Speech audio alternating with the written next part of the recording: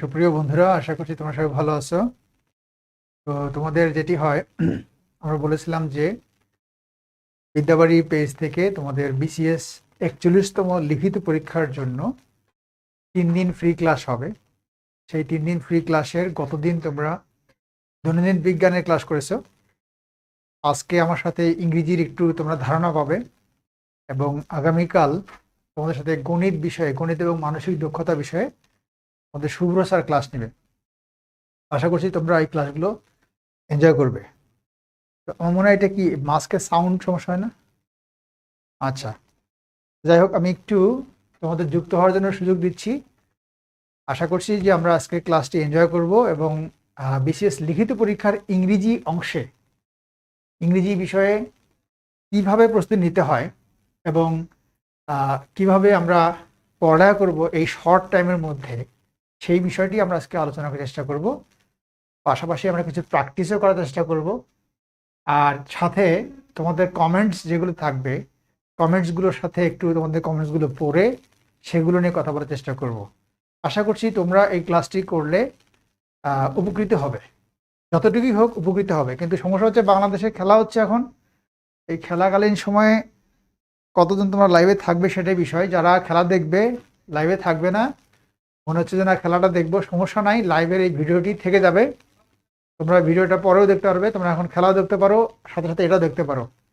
ওকে, তবে যারা তোমার বিশেষ পরীক্ষা দিবে, প্রিলি পরীক্ষায় তোমরা যারা এবার উত্তীর্ণ হয়েছো 41st বিসিএসে, আমি বলবো তোমাদের ফার্স্ট প্রায়োরিটি দিতে হবে তোমাদের স্টাডি নিয়ে। বিকজ সামনে তোমাদের একটা বিরাট সম্ভাবনা রয়ে গেছে, এবং সবচেয়ে বড় কথা, অনেক বড় কম্পিটিশনটাও রয়ে গেছে। এই কম্পিটিশন মানে তোমাদের 20,000-এর উপরে। আমি এটা খুলে কথা বলি, আমারই জড়া যাচ্ছে কথা।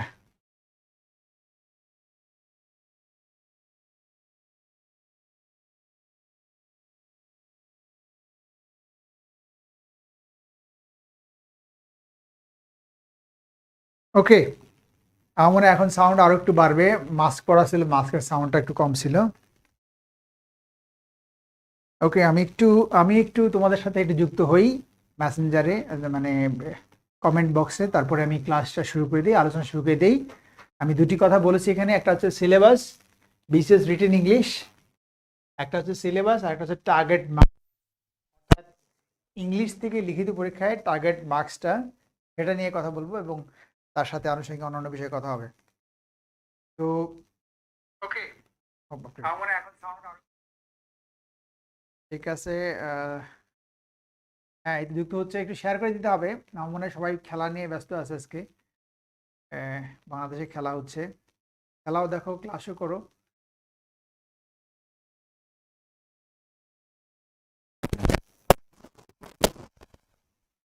আমিও শেয়ার করে দিচ্ছি, তোমরাও শেয়ার করে দাও।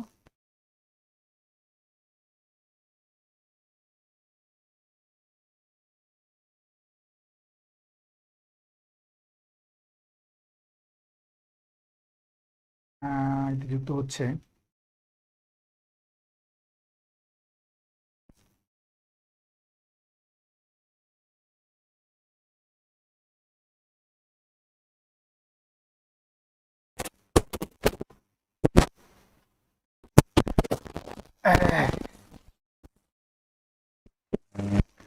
সীমান্ত ঘোষ স্যার, আপনার সাথে একটু কথা বলতে চাচ্ছিলাম। আপনার কন্ট্যাক্ট নাম্বারটা কি দেওয়া যাবে? কন্ট্যাক্ট নাম্বারটা আমার অফিসে দেওয়া আছে, তোমরা সেখান থেকে যোগাযোগ করতে পারো। আচ্ছা, যাই হোক।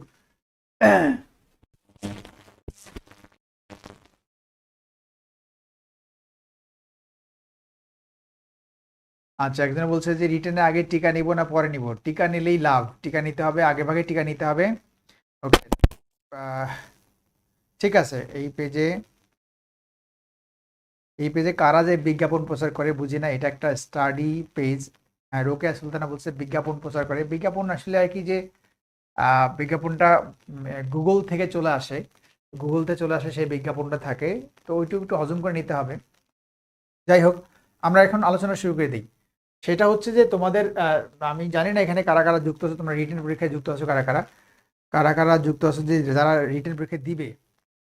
বিষয়টা হলো যে তোমাদের লিখিত পরীক্ষার, আমি বলছিলাম যে সবচেয়ে যে ইম্পর্টেন্ট পার্ট সেটি হচ্ছে বিশেষ রিটেন পরীক্ষা। মানে এই রিটেন পরীক্ষার মধ্যে সবচেয়ে ইম্পর্টেন্ট পার্ট হচ্ছে ইংলিশ। হ্যাঁ, তো ইংলিশের ব্যাপারটা কি থাকে যে ইংলিশের তোমরা জানো যে ইংলিশের মধ্যে মার্কস কতটুকু থাকে, যে লিখিত পরীক্ষার 200 নম্বর থাকে ইংলিশের মধ্যে। এই 200-র মধ্যে থেকে টোটাল ইংলিশে 200 নম্বর থাকে। তোমরা সিলেবাসটা পিএইচডি সিলেবাসটা যদি তোমরা দেখো, এখানে দেখবে যে পিএইচডি এখানে 200 নম্বর থাকে। এখন বিশেষ ক্যাডার হওয়ার ক্ষেত্রে তুমি ধরো ফার্স্ট চয়েস দিয়েছো ফরেন অ্যাফেয়ার্স, বা তুমি ফার্স্ট চয়েস দিয়েছো অ্যাডমিন ক্যাডার, বা তুমি ফার্স্ট চয়েস দিয়েছো পুলিশ ক্যাডার। তো তোমার ফার্স্ট চয়েস পাওয়ার জন্য, ইনফ্যাক্ট একটা ক্যাডার পাওয়ার জন্য ইংলিশের থেকে তোমার এটা কত মার্কস লাগতে পারে, যেখানে টোটাল মার্কসটা কত 200, 200 মধ্যে থেকে তুমি কত পেলে তোমার ভালো হবে। তো তার আগে তোমার যেটা দরকার সেটা হচ্ছে যে এখান থেকে তোমরা জানো অলরেডি তোমাদের বলেছি আমি, যে সেটা হচ্ছে যে এই 200-র মধ্যে থেকে 100-র মধ্যে 30, তাহলে 200-র মধ্যে তোমার 60, এই 60% মার্কস, মানে 60 তুমি যদি মার্কস পাও আউট অফ 200, তাহলে এই নাম্বারটা তোমার যোগ হবে। আর তুমি যদি এখান থেকে 59 পাও, তাহলে তোমার এটা এই 200 নম্বর থেকে তুমি ডবল জিরো পেয়েছো, অর্থাৎ জিরো পেয়েছো বলে কাউন্ট হবে। অর্থাৎ তোমার এখান থেকে কোনো মার্কস কাউন্ট হবে না যদি তুমি 59 পাও 200-র মধ্যে থেকে। এখন তুমি বলতে পারো যে স্যার আমার তো 200-র মধ্যে থেকে 60 পাবো না, এটা কি কোনো কথা? অবশ্যই 60 প্লাস করতে পারবো 200-র মধ্যে থেকে। এই ব্যাপারটা তোমার মাথায় আসবে, 200 থেকে 60 প্লাস করা সহজ। কিন্তু মনে রাখতে হবে তোমাদেরকে, আমি গত পরশু দিন তোমাদের লাইভে বলেছিলাম যে এ যাবৎ যতবার বিশেষ লিখিত পরীক্ষা হয়েছে, 200 মার্কস 35 বিশেষ থেকে ছিল, 35 থেকে এখন পর্যন্ত যে বিশেষ 40তম লিখিত পরীক্ষা হয়েছে, এই 5টা বিশেষের মধ্যে প্রতিবারই অ্যারাউন্ড 5000, কখনো 6000, কখনো 5000, প্লাস মাইনাস 5000 ক্যান্ডিডেট অনলি ইংলিশে ফেল করেছে। ইংলিশে, এটা হচ্ছে লিখিত পরীক্ষার কথা বলছি। লিখিত পরীক্ষায় তোমরা প্রিলি পরীক্ষায় যারা পাশ করেছো তাদের মধ্যে থেকে শুধুমাত্র ইংলিশেই প্লাস মাইনাস 5000 ক্যান্ডিডেট ফেল করে। এই গত 35 বিসিএস থেকে 40 বিসিএস, এই 5টা বিসিএস দেখা গেছে যে 5000-এর মধ্যে ক্যান্ডিডেট শুধু ইংলিশে ফেল করছে। তার মানে তোমাকে বুঝতে হবে ফেল করছে মানে কি, যে এই 60 মার্কস পায়নি এই সংখ্যা হচ্ছে যারা প্রিলি পাস করেছে তাদের মধ্যে থেকে প্লাস মাইনাস 5000। এখন তুমি চিন্তা করে দেখো যে এই 60 মার্কস কতখানি ইম্পর্টেন্ট, 60 মার্কসটা আসলে পাওয়াটা সহজ না কঠিন, তাহলে তুমি বুঝতে পারবে যে এটা ঘটনাটা কি। ওকে, আচ্ছা, এখন এই 60 মার্কস যদি এরকম ডিফিকাল্ট হয় পাওয়াটা, মানে 60 পাওয়াই যদি টাফ হয়, বা এতগুলো ক্যান্ডিডেট যদি ফেল করে, তাহলে সেখানে তোমার টার্গেট মার্কসটা কত হবে? তো সেক্ষেত্রে আমি তোমাকে বলবো যে তোমার ইংলিশ থেকে তুমি যদি ক্যাডার হতে চাও, তোমার শুধু 60 পেলে তো তুমি ভালো করবা না। 200 মধ্যে থেকে ধরো তুমি নাম্বারটা যোগ করার জন্য 60 পেলে, তাহলে কি তুমি ক্যাডার হতে পারবে? তোমার টোটাল মার্কস যা আছে তার থেকে তুমি যদি 50% হচ্ছে পাস নম্বর, লিখিত পরীক্ষায় 50% হচ্ছে পাস নম্বর, কিন্তু 50% দিতে তুমি ক্যাডার হতে পারবে না। ইভেন তুমি যেটা হয় যে 55% মার্কস পেলেও তুমি ক্যাডার হতে পারবে না। ওকে, বেশিরভাগ ক্ষেত্রেই পারে না। তাহলে এই শুধু 60 দিয়ে তুমি তো ক্যাডার হতে পারবে না, বা যদি হয়ও তোমার হয়তো নন ক্যাডার চলে আসবে, তাহলে অন্য সাবজেক্টে তোমার অনেক বেশি মার্কস থাকতে হবে, সেক্ষেত্রে হয়তো একটা সম্ভাবনা থাকতে পারে। এখন তোমাকে চিন্তা করতে হবে, তাহলে আমি এইখানে ইংলিশের মধ্যে, তাহলে এই জায়গায় যেখানে এতগুলো ক্যান্ডিডেট ফেল করে, তাহলে আমি এখানে টার্গেটটা কত করতে পারি? এইটা ডিপেন্ড করবে তোমার ইংলিশের উপরে, তোমার যে দখল সেটার উপরে ডিপেন্ড করবে। তুমি ইংলিশের মধ্যে থেকে দেখা গেল যে তোমার খুব ভালো যদি থাকো, ভালো যদি পারো, তাহলে তুমি এখান থেকে 140 তুমি পেতে পারো, 140 প্লাস। যারা ইংলিশে খুব ভালো, 140 প্লাস করা সম্ভব আউট অফ 200। তাহলে এটা খেয়াল করো, যদি ইংলিশে যারা ভালো তাদের পক্ষে যদি একটু একটু চর্চা ভালো করে তাহলে তাদের পক্ষে 140 প্লাস পাওয়া সম্ভব। আর যারা খারাপ তাদের তো অবস্থা বললামই, যে পাশ করতে পারে না এরকম 5000 আছে লিখিত পরীক্ষায়। তাহলে খারাপ কতখানি খারাপ সেটা বলার দরকার নাই। আর আরেকটা জিনিস মনে রাখবে যে এই টাইপের স্টুডেন্ট খুবই কম, যারা এই 140 প্লাস করবে এদের সংখ্যাটা খুবই রেয়ার। ওকে, তাহলে এভারেজ কীরকম পায়?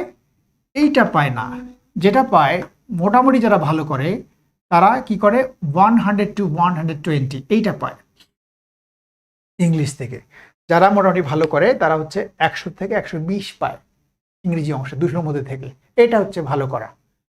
সো তোমার ব্যাপারটা হবে যে তাহলে আমি ইংলিশ থেকে এই যে 100 থেকে 120 যারা পায় যেভাবে পায়, তাহলে আমাকে 100 থেকে 120 কিভাবে পাওয়া যায় সেইভাবে আমাকে এগিয়ে যেতে হবে। এখন প্রশ্ন হচ্ছে যে 100 থেকে 120 এইটা তোমার দ্বারা সম্ভব কিনা, যে আমার দ্বারা কি 100 থেকে 120 সম্ভব, আমি তো ইংলিশ পারি না, আমি এটা পারি না সেটা পারি না। এই কথাগুলো আমি জানি যে এখন যদি আমি সরাসরি ক্লাস নিতাম তাহলে তোমরা আমাকে বলতে যে স্যার আমি তো ইংলিশ পারি না, আমার দ্বারা একটা সেন্টেন্স হয় না, অমুক তমুক কত কথা বলতে। তাহলে আমি কি করে 100 বা 120 পাবো? প্রিলি তো পাস করছি, যেভাবে পাস করছি। এইটা হচ্ছে যে তোমাদের মনে রাখবে যে ইংলিশে পারি না এই কথাটা বলার সংখ্যা, অর্থাৎ আমি যতদিন ক্লাস নিয়েছি, ক্লাসে যখনই বলছি ইংলিশে কারা কারা পারে না, এই কথা বলার সাথে সাথে হাত তুলতো বৃষ্টির মতো সবাই। তো ইংলিশে দেখা যেত যে 1-2 জন বাদে একটা ক্লাসে 150-200 স্টুডেন্ট থাকে, সেখানে দেখা যেত যে 1-2 জন বাদে ম্যাক্সিমাম স্টুডেন্ট কি করতো, হাত তুলতো যে ইংলিশ পারি না। বিষয়টা এরকম আর কি, এটাই বাস্তবতা, এটাই সত্যি কথা, এটাই বাস্তবতা। সো সবাই যদি হাত তুললে পারি না, তাহলে তোমার তো ভয় তার কথা না। তাহলে তোমার ভয়টা কোন জায়গায়? যেখানে সবাই পারে না সেখানে তো তোমার ভয় পাওয়ার কিছু নাই, তুমিও পারো না, তাহলে অন্যরাও পারে না, তুমিও পারো না। তাহলে কি হবে, অন্যরা যদি 100 বা 120 পায় যে ওয়েতে পাবে, তুমিও সেই ওয়েতে 100 থেকে 120 পাবে, তোমার তো ভয়ের কিছু নাই। তাহলে অন্যরা যদি না পারে, তাহলে তারা যদি 100 থেকে 120 পায়, তুমি কেন পারবে না? এইটা ধরে, এইটা চিন্তা করে তোমাকে একটা প্রিপারেশন নিতে হবে যে অন্যরা যারা পারে না তারা কি করে 100 থেকে 120 পায়। মনে রাখবে একটা জিনিস খেয়াল করবে যে লিখিত পরীক্ষায় 10 নম্বর বা 5 নম্বর অনেক ইম্পর্টেন্ট, অনেক ভাইটাল। সেইখানে একজন ক্যান্ডিডেট ইংলিশে 60 পেল আর একজন 100 পেল, পার্থক্যটা দেখো। পার্থক্যটা কি হয়েছে, শুধু একটা সাবজেক্টের পার্থক্য হয়ে যায় 40। ওকে, এই জন্য ইংলিশে তোমাকে সর্বোচ্চ গুরুত্ব দিতে হবে। আমি বারবার এই কথাটা বলি, আমি প্রিলিতে বলি না এই কথাটা, কিন্তু আমি রিটেনের ক্ষেত্রে এই কথা বারবার বলি যে ইংলিশে তোমাকে সর্বোচ্চ গুরুত্ব লিখিত পরীক্ষায় দিতে হবে if you want to be a cadre. ওকে,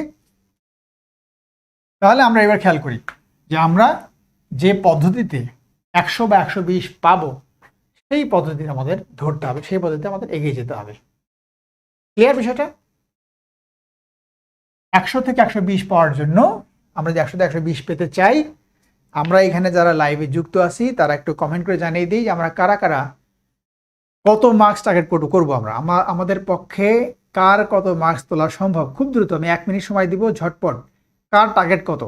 ইংলিশে 200 নম্বর থেকে রিটেন পরীক্ষায় কার মার্কস টার্গেট কত, কত টার্গেট কার? অর্থাৎ 100-100-র মধ্যে থেকে 80 হতে পারে টার্গেট, বা অ্যাবিলিটির কথা বলতে পারি আমরা, কত অ্যাবিলিটি পাওয়ার মতো আছে। এখন যদি পরীক্ষা হয় তোমার, তাহলে পরীক্ষা দিলে ইংলিশে কত পাবে? ঝটপট।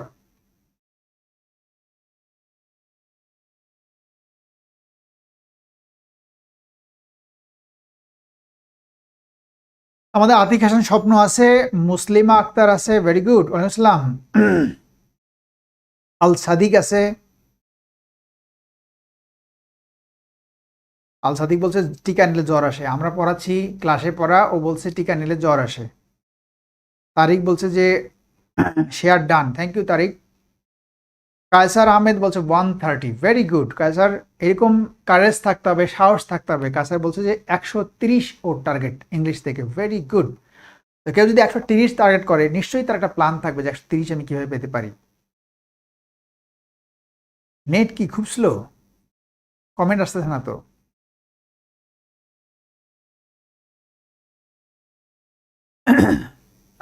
Very good. আম্মার আল সাদিক ও বলছে 140। তারপরে বিপন দেওয়ান বলছে 120। নামফি নৌচিল ও বলছে, কল আসে, খালি কল এসে ডিস্টার্ব হচ্ছে। সজীব দাস বলছে 70। মিজানুর রহমান বলছে 120 plus. Abdullah Al Mamun 130 out of 200 target, very good. যাই হোক, আমি জাস্ট একটু তোমাদেরকে নিজে থেকে নাড়া দেওয়ার জন্য, তোমাদেরকে একটু জাস্ট ঝাঁকুনি দেওয়ার জন্য এই বলছি যে মার্কস টার্গেটটা কত। অর্থাৎ তুমি যদি, তোমার যদি প্ল্যান না থাকে যে আমি কত পাবো বা কত পেতে পারি, তাহলে আমি তোমাকে যত জোর করি এটা হবে না। এখন খেয়াল করো যে তোমাদের টার্গেটটা কি থাকলো, যে আমরা দেখলাম একজন 70 বললে, একজন বললে 120, 130 এরকম বলছে, 140 বলছো, ভেরি গুড। এখন তোমাকে চিন্তা করতে হবে যে এইটা কেন এত কঠিন, ইংলিশটা কেন এই মার্কসটা পাওয়াটা সবচেয়ে ডিফিকাল্ট, বা এত কঠিন কেন, বা এটা পায় না কেন, বা 5000 প্রার্থী ইংলিশে রিটেন পরীক্ষায় কেন ফেল করে? অনলি একটা সাবজেক্টে কেন ফেল করে?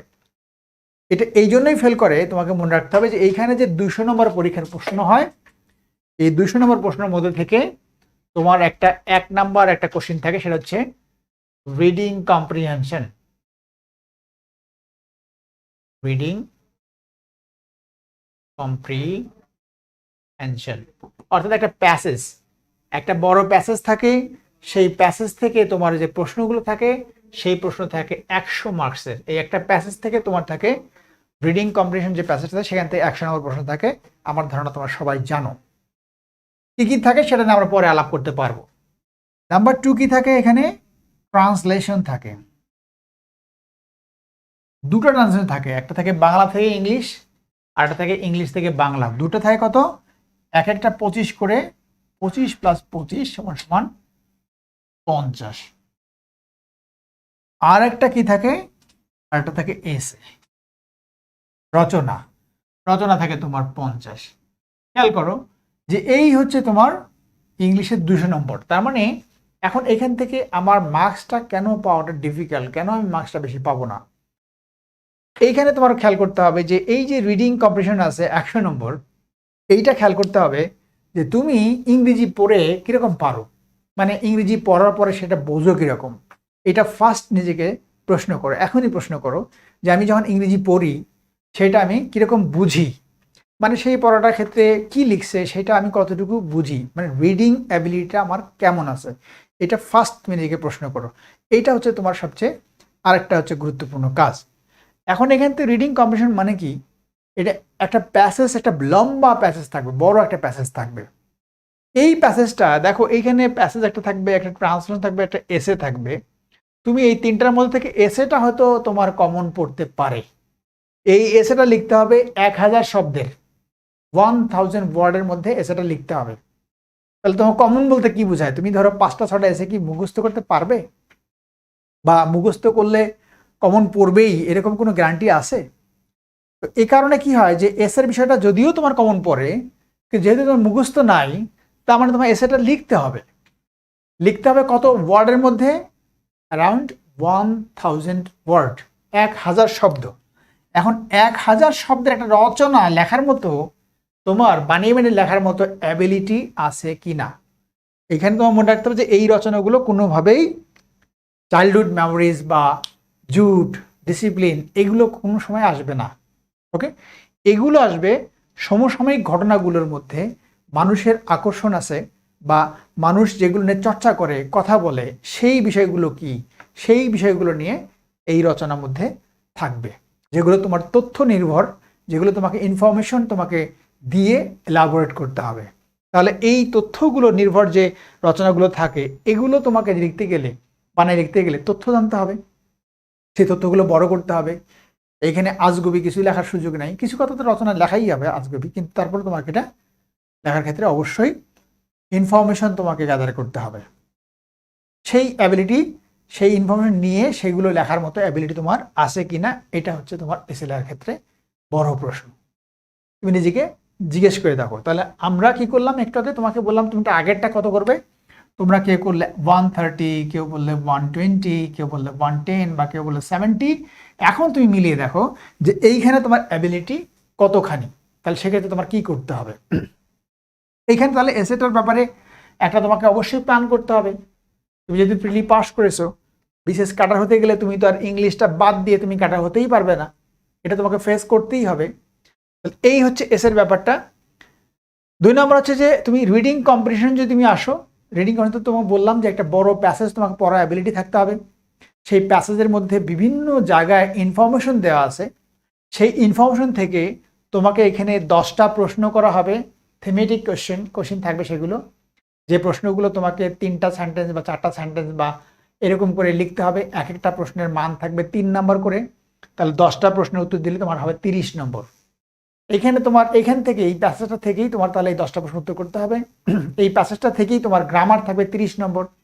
তো এই গ্রামার তোমাকে বলা হয় গ্রামার, কিন্তু অ্যাকচুয়ালি কি থাকে, তোমরা 40তম বিসিএসে কোশ্চেন দেখবে, 38 বিসিএস কোশ্চেন দেখবে, 37 কোশ্চেন দেখবে, গ্রামার বলা হয়, কিন্তু গ্রামার আসলে এরকম নাই। মেইনলি এখানে ভোকাবুলারি থাকে বেশি। কি থাকবে, এই প্যাসেজের থেকে কিছু শব্দ তুলে দিবে। সেই শব্দগুলোর অর্থ কখনো ডিরেক্ট অর্থ তোমাকে লিখতে হবে বাংলায় না, অর্থটা লিখতে হবে ইংলিশে, এবং সেটাকে দিয়ে একটা করে সেন্টেন্স তৈরি করতে হবে। এখানে দেখবে 5 নাম্বার আছে।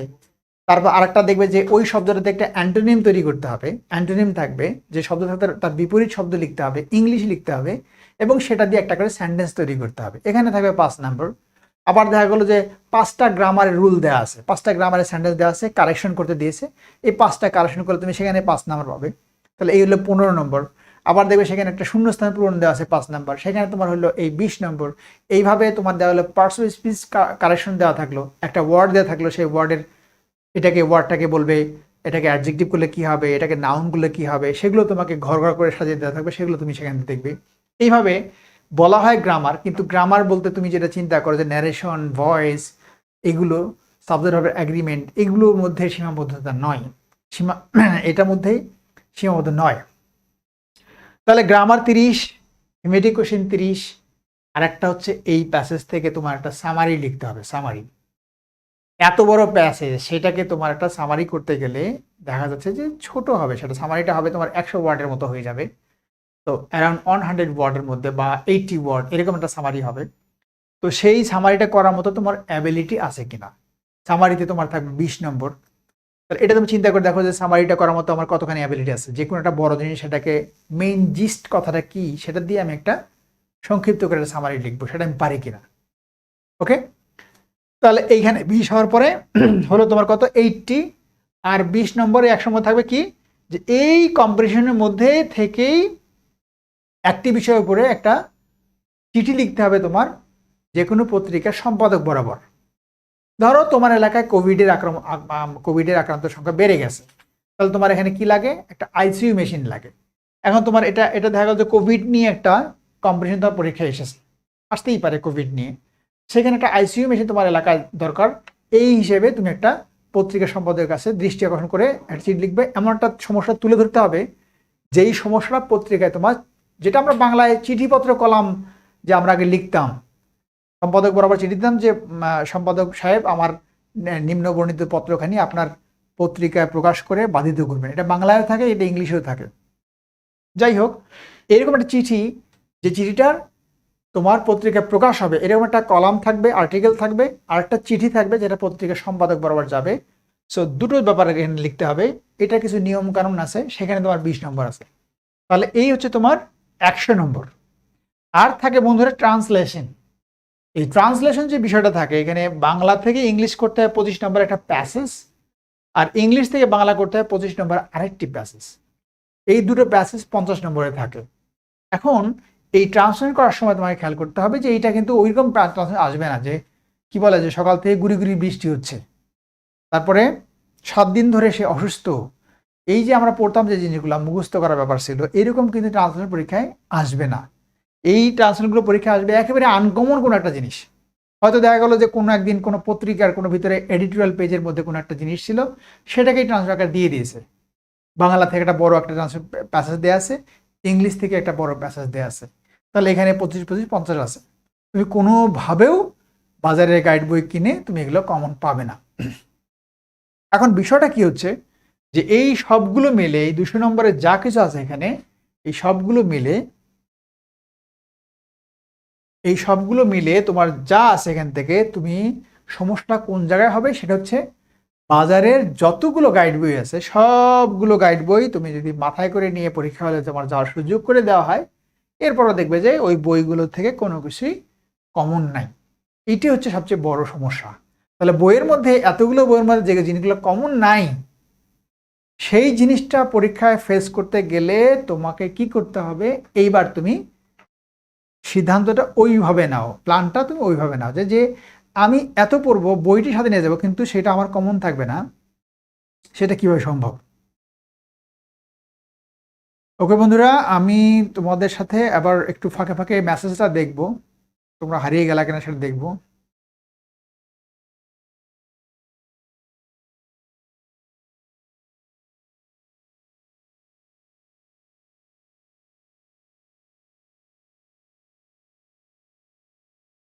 আচ্ছা, কেউ কেউ আছে অবশ্য, হ্যাঁ অনেকেই আছে। তোমরা শেয়ার করে দিও তোমাদের বন্ধুদের যাতে দেখতে পারে। সবাই শেয়ার করে দিও। আমাদের রোকেয়া সুলতানাও বলছে যে এসেতে কত পাওয়া সম্ভব। রোকেয়া বলছে স্যার প্রিলিতে ভোকাবুলারির ফাঁকি দিয়ে এখন বিপাকে পড়ে যেতে হবে। না, এখানে বিপাকে পড়ার সুযোগ নাই, কারণ তুমি প্রিলিতে ভোকাবুলারি কি পড়তে, সেই ভোকাবুলারি এখানে যে পড়বেই কমন তাও না। এইখানে প্যাসেজটা পড়লে তুমি ওই ভোকাবুলারি সম্পর্কে তোমার একটা ধারণা পাওয়া যাবে, কারণ এই ভোকাবুলারি বাইরে থেকে দিবে না, প্যাসেজ থেকেই দিবে। সো প্যাসেজটা তুমি পড়ে যদি একটা ধারণা নিতে পারো তাহলে ওই ভোকাবুলারির সম্বন্ধে ধারণা তুমি পাবে, এই জন্য আনসার করা সম্ভব। ওকে,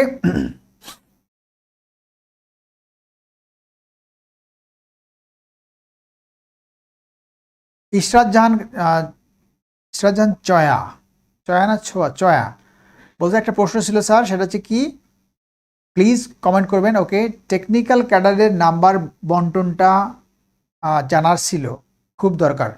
টেকনিক্যাল ক্যাডারের নাম্বার বন্টনটা আসলে কিভাবে বলবো, টেকনিক্যাল ক্যাডারের বিষয়টা নাম্বার বন্টনটা তোমাকে যেটা হচ্ছে যে তুমি শুধু টেকনিক্যাল যদি দিতে চাও তাহলে তোমার পরীক্ষা হবে 900 নম্বরের। আর তুমি যদি বোধ দিতে চাও, টেকনিক্যাল প্লাস জেনারেল দিতে চাও, তাহলে তোমার হবে 1100 নম্বরের। এগুলো নিয়ে আমার ভিডিও MIP ইউটিউব চ্যানেলে অনেক ভিডিও দেওয়া আছে, তুমি একটু কষ্ট করে ভিডিওগুলো দেখে নিও, দেখবে সেখানে সব কিছু বলা আছে, এখানে সব কিছু তুমি জানতে পারবে ওখান থেকে। আচ্ছা, যাই হোক, আমি তোমাদের এখন বলি যে এখন এই যে যা বললাম এই বিষয়গুলো চিন্তা করে তোমাকে চিন্তা করতে হবে যে আমি এখান থেকে কত পেতে পারি। যেমন ধরো এই 3টি জায়গার থেকে তুমি ওই যে কে যিনি বলছে এসেতে কত পাওয়া সম্ভব, এই এসেতে তোমার যে 1000 নম্বর আছে, 1000 ওয়ার্ডের যে এসেটা হবে, তুমি ভালো লিখতে পারলে 50-এর মধ্যে তুমি এখান থেকে তুমি জানো যে এসের মধ্যে নাম্বারটা বেশি দেওয়া হয় না, এটা আমরা আগে থেকে দেখি। যদি কেউ মানে এক্সট্রা অর্ডিনারি কিছু করে ফেলে, লিখে ফেলে, তাহলে সেক্ষেত্রে সে তো 50-এর মধ্যে থেকে হয়তো সর্বোচ্চ 40 পেতে পারে, যদিও এটা সো টাফ। তো নর্মালি কি হয়, নর্মালি আমরা জানি যে এসেতে 50% মার্কস দেওয়া হয়, তাহলে 50-এর মধ্যে থেকে কি হয় যে 25 বা 30 এইটা তোমার হচ্ছে ইন জেনারেল কন্ডিশন। 25 বা 30 এটা তুমি এটা মনে করবে যে এইরকমই মার্কসই তোমার আসবে, কারণ তুমি খুব বেশি যে সময় থাকবে এই যে এতগুলো কাজ করার জন্য সময় থাকবে মাত্র 4 আওয়ার্স, 4 ঘন্টা সময় থাকবে। আমরা যখন বিশেষ পরীক্ষা দিতাম তখন আমাদের সময় কি হতো যে ফার্স্ট পেপার সেকেন্ড পেপার দুটো পরীক্ষা হইতো, একটা পরীক্ষা হওয়ার পরে 7 দিন পর আর একটা পরীক্ষা হইতো। তো তখন কি হতো যে একটার মধ্যে 100 নম্বর, এইগুলো জিনিসই কিন্তু আমাদের পরীক্ষা দিতে হতো 2 পরীক্ষার মাধ্যমে। ওকে, তাহলে সেক্ষেত্রে আমাদের কত সহজ ছিল, বাট তোমাদের ক্ষেত্রে এরকম নাই। তোমাদের ক্ষেত্রে যেটা হয় যে এইটার মধ্যে দেখো 4 ঘন্টায় একদিনে এই 200 পরীক্ষা দিতে হবে, তাহলে সেক্ষেত্রে তোমাদের জন্য কম্পিটিশনটা অনেক বেশি, এবং সেভাবেই তোমাকে আর কি প্রিপারেশন নিতে হবে, কিছু করার নেই। ওকে, তাহলে এখন দেখো যে এই 3টা পার্টের মধ্যে থেকে কোনটার থেকে কিরকম পাওয়া সম্ভব সেটা যদি খেয়াল করো তুমি, এখানে রিডিং কম্পিটিশন যে 100 আছে, এখানে তোমাদেরকে আমি শর্ট করে বলে দিই যে থেমেটিক কোশ্চেন যে এখানে 30 আছে, 30 নম্বর আছে, এই 30-এর মধ্যে থেকে তুমি এখান থেকে 20 অ্যারাউন্ড 20 তুমি পেতে পারো। ওকে, এখানে গ্রামার যে আছে 30, এই গ্রামার 30-এর মধ্যে থেকে 30ই পাওয়া যায়, 30-এর মধ্যে 30 এটা সম্ভব। আমরা যদি ধরে নেই যেখান থেকে কিছু তোমার যদি মাইনাস হয় তাহলে 27 হতে পারে। তারপরে যে সামারি থাকবে, সামারি আছে 20, সামারি তুমি অর্ধেক ধরো, 10 ধরো, সামারি 10। তারপরে তোমার থাকে কি একটা লেটার, লেটার থেকে ভালো করা যায়, লেটারটা থেকে অনেকেই ভালো করে, তুমিও ভালো করতে পারবে, লেটার থেকে ধরো 13 বা 12 আউট অফ 20। তাহলে এইটা দেখো এখান থেকে কত পাওয়া সম্ভব, এখান থেকে 10, 20, 30, 30 আর কত আছে এখানে 20, 40, 30, 40, 70, অর্থাৎ আউট অফ 100 এই কম্পিটিশন থেকে তোমার কিন্তু সর্বোচ্চ, মানে সর্বোচ্চ তো শেষ করা বলা যাবে না, তো আমার মনে হয় যে 70, অ্যারাউন্ড 70 এই মার্কস এখান থেকে তোলা সম্ভব, এখান থেকে। ওকে বন্ধুরা, আর এই রচনা থেকে কত সম্ভব, রচনা থেকে ধরলাম আমি 30, তাহলে তোমার কি হলো যে একটা কম্প্রিহেনশন আর একটা রচনা, এই দুটোর থেকে তোমার আসতেছে কত 70 এবং 30, তাহলে কত হলো 100। তাহলে 100 নম্বর তোমার কিন্তু এই দূর থেকেই আসতে পারে, বাট এটা কার জন্য 100 নম্বর আসতে পারে, তুমি এই রিডিং কম্পিটিশন ভালো মতন বুঝে মানে পড়ে বুঝতে পারো, তারপরে তুমি এই শর্ট কোশ্চেনগুলো আনসার করতে পারো, 30-এর মধ্যে 20 পাওয়া তোমার সম্ভব, গ্রামারে তোমার 30-এর মধ্যে 27 পাওয়া সম্ভব, তোমার সামারি লিখে 10 পাওয়া সম্ভব, তোমার লেটার লিখে 13 পাওয়া সম্ভব, তখন তোমার 70 আসবে। আর যদি তুমি না পারো তাহলে কি হবে সেটা বুঝে দেখো যে কত নিচে যেতে পারে। আমি একটা বলছি যে এরকম পাওয়া সম্ভব। এসে থেকে তো আমি বললাম 30 পাওয়া সম্ভব, তাহলে এই দূরত্ব থেকে 100 পাওয়া সম্ভব। এবার আসো যে এই যে রচনা আছে ট্রান্সলেশন আছে 25 25 50, এইটাই তাহলে কি করা যায়, এটা কি করা সম্ভব। এখানে মনে রাখবে যে যারা এই রিডিং কম্প্রিহেনশনে ভালো, যারা এই জায়গাটাতে ভালো, তারা এখানে কিন্তু ট্রান্সলেশনও ভালো হবে, এখানেও ভালো হবে। হ্যাঁ, কিন্তু একটু লাইনে থাকতে হবে। তাহলে এখানে কি হয় যে এখানে বাংলাতে ইংলিশ যেটা আছে 25, তুমি যদি খুব ভালো করো তাহলে হয়তো 25-এর মধ্যে থেকে 25ই পেয়ে যাবে। ইংলিশ থেকে বাংলা যেটা আছে 25, এখানে ভালো করলে 25ই পেয়ে যাবে। কিন্তু বন্ধুরা একটা জিনিস মনে রাখতে হবে, এটা বড় একটা প্যাসেজ থাকবে, সেই প্যাসেজের সবগুলো সেন্টেন্স তুমি ভালো করবে সেরকম তোমার নাও হতে পারে। তো এখন কি ব্যাপারটা দাঁড়ায়, তুমি যদি এমন হয় যে ধরো 10টা সেন্টেন্স আছে, 10টা সেন্টেন্সের মধ্যে কি হইলো যে তুমি ফার্স্ট সেন্টেন্সটা পারলা, মোটামুটি পারছো, সেকেন্ডটা পারো নেই, থার্ড পেরেছো, তারপরটা পারো নেই, তারপরটা পেরেছো। এখন তারপরটা পারো নেই মানে কি, তুমি আনসারই করলে না। এইটা আনসার করলে এই সেন্টেন্সটা বাদ রাখলে, এটা আনসার করলে তারপরে সেন্টেন্স বাদ রাখলে, তাহলে কি হলো যে তুমি গোটা ইয়াতে প্যাসেজ থেকে তুমি কিন্তু ডাবল 0 পাবে। এটা ভাবার কোনো কারণ নাই যে আমি প্রথম থেকে একটা নাম্বার পাবো, তারপর একটা নাম্বার পাবো, এরকম পাবে না। তো মার্কসটা কেটে অনেক কমে যাবে। ওকে, মানে 0 পেয়ে যাবে। তাহলে তোমাকে যেটা করতে হবে, এই প্যাসেজ ট্রান্সলেশন থেকে প্রত্যেকটা সেন্টেন্স মানগত দিক দিয়ে যদি খারাপও হয়, প্রত্যেকটা সেন্টেন্স তোমাকে সলভ করে আসতে হবে। ওকে, একটা সুন্দর একটা ভিউ দাঁড় করাতে হবে যে না এটা মানেটা, টোটাল প্যাসেজটা মানেটা এরকম দাঁড় করালেও তুমি মার্কস পাবে। তো এখন মোটামুটি মানে লিখলে কি হয়, এটা যদি মোটামুটি মানে লেখো তাহলে যেটা হবে যে এই 50-এর মধ্যে থেকে তুমি যদি মোটামুটি লিখে আসতে পারো তাহলে তুমি সেখানে কিন্তু 40 পাওয়া তোমার সম্ভব। ওকে বন্ধুরা, এই যে 40 পাওয়া সম্ভব, এই 40 তুমি যদি যোগ করো তাহলে ওই দুটোতে ছিল তোমার 100 আর এখানে 40, তাহলে এই ক্ষেত্রে তোমার কি হচ্ছে 140 মার্কস তুমি ইংলিশ থেকে পাওয়া সম্ভব, অবশ্যই সম্ভব। তাহলে এখন তো নিশ্চয়ই খুব খুশি লাগছে যে যেখানে 60 পায় না মানুষ সেখানে আমি 140 পাওয়ার মতো অবস্থা দেখিয়ে দিলাম। এইটা নির্ভর করবে কার উপরে, এই জিনিসগুলোর উপরে তোমার যদি দখল থাকে, ভালো রকম আইডিয়া থাকে, দেন তুমি 140 তুমি পেতে পারো। তাহলে 140 যে সাবজেক্টটা কেউ পারে না, সেই সাবজেক্টে তুমি যদি 140 ক্যারি করতে পারো, তো তোমার ক্যাডার ঠেকায় কে, নাম্বার 1, আর তোমার ফার্স্ট চয়েসটা ঠেকায় কে, কিন্তু অবশ্যই পাবে। কিন্তু প্রবলেমটা কোনটা হচ্ছে বন্ধুরা, প্রবলেম হচ্ছে যে এই ইংলিশ থেকে 140 পাওয়া এটা যার তার পক্ষে এবারেই সম্ভব না। খুবই রেয়ার কিছু স্টুডেন্ট আছে তারা হয়তো এটা পারতে পারে। বেশিরভাগ ক্ষেত্রে তুমি ধরে নাও যে এটা হচ্ছে 98% প্রার্থীরই 140 পাওয়াটা অনেকটাই অসম্ভব। ওকে বন্ধুরা, আমি বললাম অনেকটাই অসম্ভব, ইম্পসিবল অনেকটা। তাহলে ব্যাপারটা কি দাঁড়ায়, কিছু পাবে বাট 98% স্টুডেন্টই এটা পাবে না। তাহলে তোমার যেটা হচ্ছে যে আমি এটা নাই পেলাম, 140 নাই পেলাম, আমার তো অত দরকার নেই ইংলিশ থেকে, যেহেতু অনেকেই পারে না এখানে, যেটা অনেকেই পারে না সেখানে আমি কিছু পেলে তো আমার এগিয়ে গেলাম। তাহলে আমি সেখানে অন্যরা যখন গড়পড়তায় 70 বা 80 পাবে, সেখানে আমি যদি 100 পাই তাহলে ব্যাপারটা কেমন হয় যে আমার এখান থেকে অনেকের থেকে আমার 30 বা 20 মার্কস বেশি আসবে। অনেকের থেকে 30 বা 20 মার্কস যদি বেশি আসে তাহলে তো তোমার তো খারাপ হলো না, এটা তো ভালো। আর যদি 120 ক্যারি করতে পারো তাহলে তোমার আরও ভালো আসলো।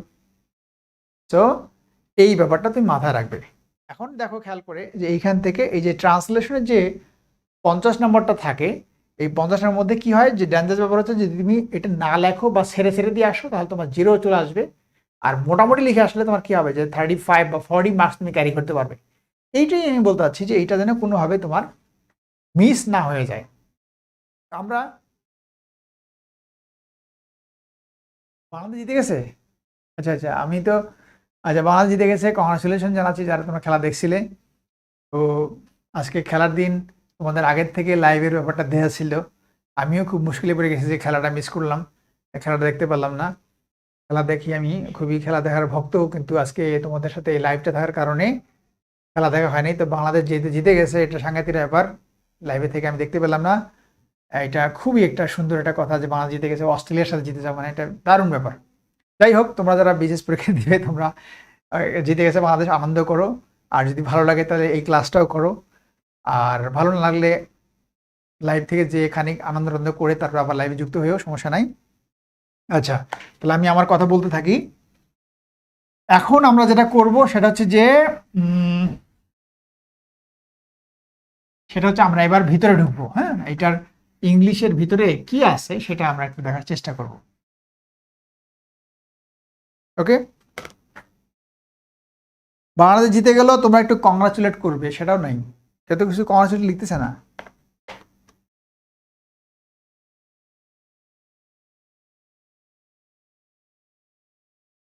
তারিক বলছে স্যার বুঝলাম, যা বুঝলাম ইংলিশ ফ্রি হ্যান্ড রাইটিং এর বিকল্প নাই।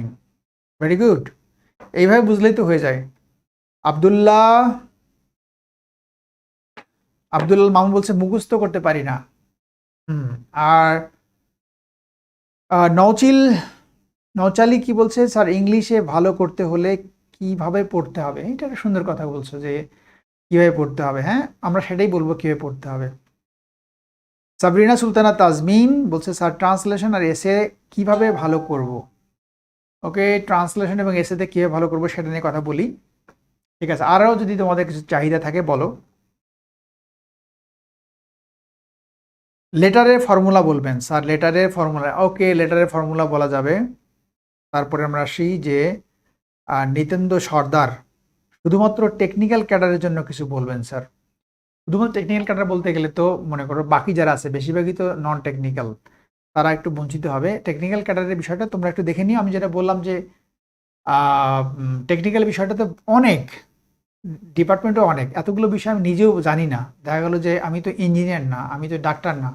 সো ইঞ্জিনিয়ার যারা থাকবে, ইঞ্জিনিয়ার অনেকগুলো পার্ট আছে, সেই পার্টগুলো সবগুলো পার্ট সম্পর্কে একদম ইনস অ্যান্ড আউটস আমার জানাও নাই। তো যে কারণে এই জিনিসগুলো তোমরা যারা যে বিষয়ে যে টেকনিক্যালে আসো সেই বিষয়ে তোমরা একটু দেখে নিও, সেটাই ভালো হবে। রোকেয়া বলছে একটি বাক্যের ভাষা অনুবাদ হলেও সিরিয়ালি অনুবাদ করতে হবে। হচ্ছে ওকে, হ্যাঁ ঠিক আছে, গুড। ভোকাবলি মনে থাকে না বলছে সোহানুর ইসলাম। ভোকাবলি কারোই মনে থাকে না, এটি স্বাভাবিক কথা, বাট তারপরও তো যে বলে যে the Fox runs the chicken is to reach. Sir improve কিভাবে করা যাবে? মাহবুব আল হক পলাশ। দেখা যাক, আমরা চেষ্টা করে দেখি যে ইমপ্রুভ কিভাবে করা যায় কিনা। আখি মুন্নি বলছে ফ্রি হ্যান্ড রাইটিং এর টিপস দিন। টিপস ফ্রি হ্যান্ড রাইটিং, ওকে, ফ্রি হ্যান্ড রাইটিং এ বিশেষ কিছু টিপস আছে। অনুবাদ যদি আতিক হাসান বলছে যে অনুবাদ যদি সবই লিখি কিন্তু প্রথম লাইন বা প্রথম 2 লাইন ভুল নাম্বার কি সেক্ষেত্রে শূন্য হয়ে যাবে? না, ভুল বলতে কেমন ভুল? ভুল বলতে মারাত্মক ভুল হয় না, এটা মনে রাখবে। যাদের মারাত্মক ভুল হয় তাহলে সেটা 0 পেয়ে যায়, যে ফেল করে। এই যে তোমাদের বললাম যে প্রতিবার লিখিত পরীক্ষায় প্রতিবারই 5,000-এর মতো প্রার্থী ইংলিশে ফেল করে, এটা তো সাংঘাতিক কথা না? সে এমনিতে ফেল করে না, ভুল করলে তো সেটা অবশ্যই এটা ফেলের ক্ষেত্রে যাবে। একটা জিনিস মনে রাখবে, সেটা হচ্ছে যে যে কোনো কম্পিটিশনের ক্ষেত্রে, যে কোনো কম্পিটিটিভ এক্সামের ক্ষেত্রে সেখানে দয়া বা অনুকম্পা বলে কিছু নাই। এটা মনে রাখবে যে কোনো ধরনের দয়া বা অনুকম্পা সেখানে তুমি আশাই করবে না। ধরো ভাইয়া বোর্ডে গেলে, ভাইয়া বোর্ডে যাওয়ার পরে তোমার বোর্ডের মধ্যে থেকে তোমার মনে হলো যে এই বোর্ডে যারা আছে তারাই তো একটু নাম্বার দিলে তোমার চাকরিটা হয়ে যায়, তো তাদের একটু কনভিন্স করলেতে হয়ে যায়। তাদেরকে তুমি বললে যে স্যার এরকম অবস্থা, আমার বাড়িতে এই সমস্যা, আমার বাড়িতে এই সমস্যা, হ্যান ত্যান, চাকরিটা আমার এরকম দরকার, যে না হলে আমি আজকে বাড়িতে যাওয়ার পরে প্রায় সুইসাইড করার মতো অবস্থা হবে। এরকম করে তুমি অনেক কিছু বুঝালে, বা কেউ আছে অনেক সময় কি হয় যে বোর্ডের যে হাতটা পাটা ধরে ফেলে যে স্যার আমাকে যেভাবে কিছু, এটা বিশেষের ক্ষেত্রে হয় না, বাট ছোট ছোট চাকরির ক্ষেত্রে এরকম হয়। তো মনে রাখবে যে এইটা হচ্ছে যে ডিসকোয়ালিফিকেশনের জন্য ফার্স্ট স্টেপ। যখনই তুমি কোনো প্রকার অনুকম্পা চাবে বা তুমি তার কাছ থেকে এটা এক্সট্রা ফেভার চাবে, তোমাকে আগে ফেল করে দিবে। তুমি এটা এটা এটা ধরে রাখবে যে তুমি কোনো সময় কারো কাছ থেকে অনুকম্পা আশা করবে না। তোমার নিজের যোগ্যতা বলে, তোমার নিজের যে জ্ঞান সেটা বলে তোমাকে সেখানে পেরিয়ে আসতে হবে। অর্থাৎ যারা তোমাকে যে চেয়ারটায় বসানোর জন্য নিচ্ছে ওই চেয়ারের জন্য তুমি ফিট কিনা এইটা তোমাকে প্রুভ করতে হবে, এটা হচ্ছে মূল কথা। ওকে, আমরা এবার দেখি যে এই বিশেষ পরীক্ষার যে এই যে তোমরা ট্রান্সলেশন নিয়ে তোমরা বেশি বলছো, তোমাদের মধ্যে অনেকে আছে ট্রান্সলেশনটাই বেশি জানতে হচ্ছে সবাই। অনুবাদ, সবাই বলছে অনুবাদ, ট্রান্সলেশন, যাই হোক আমি যেটা বলবো সেটা হচ্ছে সবই একটু যদি বলতে চাই। দেখো ট্রান্সলেশন বিষয়টা আমরা খেয়াল করি, আমি তোমাদেরকে দেখি কি অবস্থা, তোমাদের মধ্যে কি অবস্থা। আমরা একটু কয়েকটা স্লাইড ছিল আমাদের, আমরা ঝটপট কিছু স্লাইড নিয়ে আর কথা বলবো না, কিছু স্লাইডের ব্যাপারে ট্রান্সলেশন পার্ট কোথায় আছে একটু দেখেন তো, বের করা যায় কিনা ট্রান্সলেশন পার্টটা। তোমরা রেডি হয়ে যাও, কিছু আমি ট্রান্সলেশন তোমাদের সাথে শেয়ার করি। এইটা দেখো, এটা হচ্ছে আমাদের মার্কস ডিস্ট্রিবিউশন, এটা এটা আমরা বলে ফেলছি অলরেডি কয় মার্কস কোথায় থাকবে সেটা এখানে দেওয়া আছে। দেন তারপরটা দেন।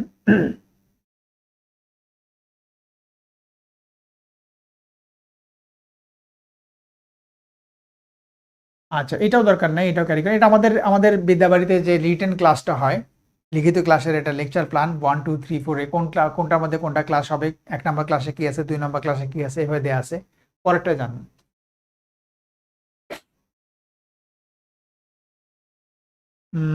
এরপরে যেটা খুবই ছোট ছোট করে লেখা এগুলা, এরপরে আচ্ছা আমরা এরপরেরটা এটা কি আছে একটু বড় করে দেখি, এইটা যেটা দিলেন এখন, না না এর আগেরটা, এর আগেরটা,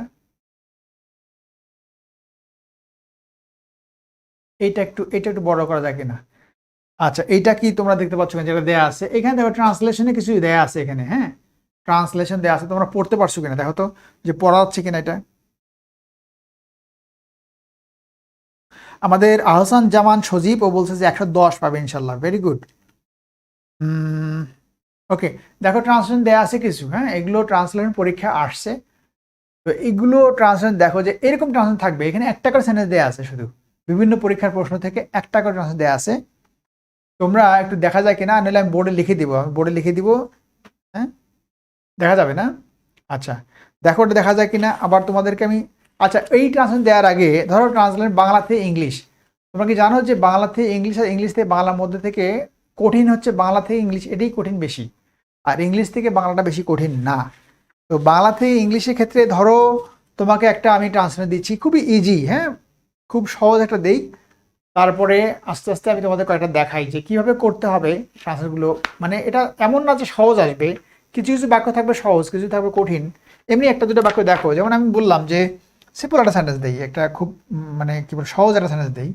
দেখো এটা, যেমন এটা যে সে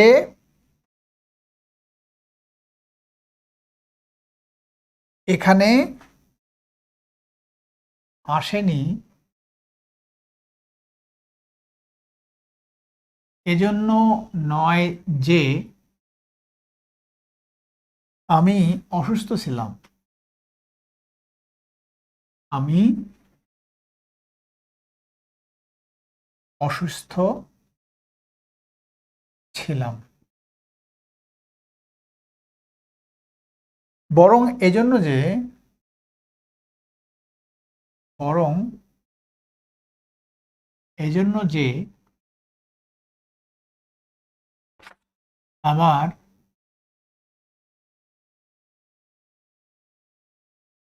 বড় ভাই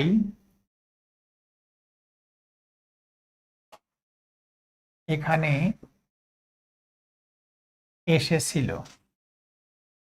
দেখো এই একটা সেন্টেন্স আছে, এটা তোমরা করে দেখাতে পারো। এটা এটা কিন্তু তোমাদের এটা পারা উচিত, খুবই সিম্পল, যেখানে তোমার ভোকাবুলারির কোনো সমস্যা হওয়ার কথা না। এই জায়গায় দেখো এই যে বাক্যটা আছে, এইখানে তোমার ভোকাবুলারির কোনো সমস্যা নাই, এই সবগুলো ওয়ার্ডই তোমার জানা কথা। আর একটা জিনিস মনে রাখবে যে এটা তুমি বিশেষ পরীক্ষা দিতে আসছো, তুমি বিশেষ পরীক্ষা দিবে, তোমাকে এই যে সেন্টেন্স প্যাটার্ন যদি শিখাইতে হয়, যে সাবজেক্ট ভার্ব অবজেক্ট এরকম যদি শিখাইতে হয়, তাহলে কিন্তু এটা খুব দুঃখজনক ব্যাপার হবে। তুমি মাস্টার্স কমপ্লিট করছো বা 4th ইয়ার কমপ্লিট করে তুমি বিশেষ পরীক্ষা দিতে আসছো, তোমার কিছুটা ধারণা তো অবশ্যই থাকা উচিত যে সাবজেক্ট ভার্ব অবজেক্ট কিভাবে থাকে। তো এই সেন্স তো আর এটা এই পর্যায়ে এসে তোমাকে তো এরকম প্রাইমারি স্টেজের পড়ানো তো তোমাকে সম্ভব না, তোমার কিছুটা তোমাকে তৈরি হওয়া থাকতে হবে। তারপরে তোমাকে বিশেষের জন্য কিছু টিপস কিছু কৌশল তোমাকে ধরিয়ে দিলে তুমি কিন্তু খুব সহজেই ভালো করবে। যেমন তোমাকে আরেকটা সেন্টেন্স তোমাকে দেই, আরেকটা দেই, দেখো এটা একটা সেন্টেন্স আছে, দেখো এটা আমি লিখে দেই। যেমন পদ্মা সেতু নিয়ে তো আমাদের প্রচন্ড কথা, এখন তো খুব একটা বাজোয়ার আমাদের পদ্মা সেতু, তো সামনে এটা এটা একটা পরীক্ষা থাকতে পারে এরকম। যেমন এটা আছে, প্রস্তাবিত পদ্মা সেতু সেতুকে কেন্দ্র করে, পদ্মা সেতুকে কেন্দ্র করে এটা প্রথমে আমরা একটা করি, তারপর আমরা ইংলিশ থেকে বাংলাও করবো, সমস্যা নাই। তারপরে চিঠির ফরম্যাটটা আমরা দেখবো, সমস্যা নাই। প্রস্তাবিত পদ্মা সেতুকে কেন্দ্র করে পাল্টে যাচ্ছে, হ্যাঁ পাল্টে যাচ্ছে, কি পাল্টে যাচ্ছে? দক্ষিণ দেশের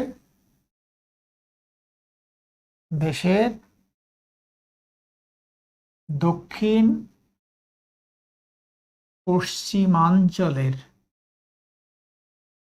পশ্চিমাঞ্চলের অর্থনীতি। এটা অনেক বড় একটা সেন্টেন্স। এটা যদি আমি পুরোটা পড়ি এরকম হবে: ব্যবসায়ীরা ভবিষ্যতের কথা মনে রেখে সেতু প্রকল্প এলাকার কাছাকাছি জমি কিনছেন। প্রকল্প সংলগ্ন এলাকাগুলোতে ইতোমধ্যে বেশ কিছু ক্ষুদ্র শিল্প প্রতিষ্ঠানও গড়ে উঠেছে।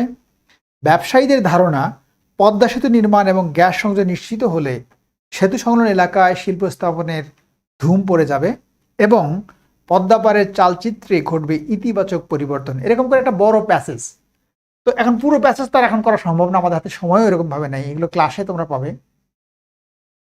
এখন আমি যেটা বলতে চাচ্ছি যে তোমরা যদি এইরকম করে এগুলো পরীক্ষায় আসার মতো একটা ব্যাপার, যেখানে তোমাকে করতে দেওয়া হয় তুমি পারো কিনা, সিম্পল দুটো চ্যানেল দিলাম, আর বোর্ডেও একটা দেওয়া আছে, তোমরা ওই যেটা তোমরা দেখছো সেখান থেকে দেখতে পারো। যেটা হোক খুশি তুমি এটা করে দেখাও, যে তুমি যে কোনোটা করে দেখাও যে তুমি কেমন তোমার অবস্থানে আছো, তুমি এগুলো পারো কিনা।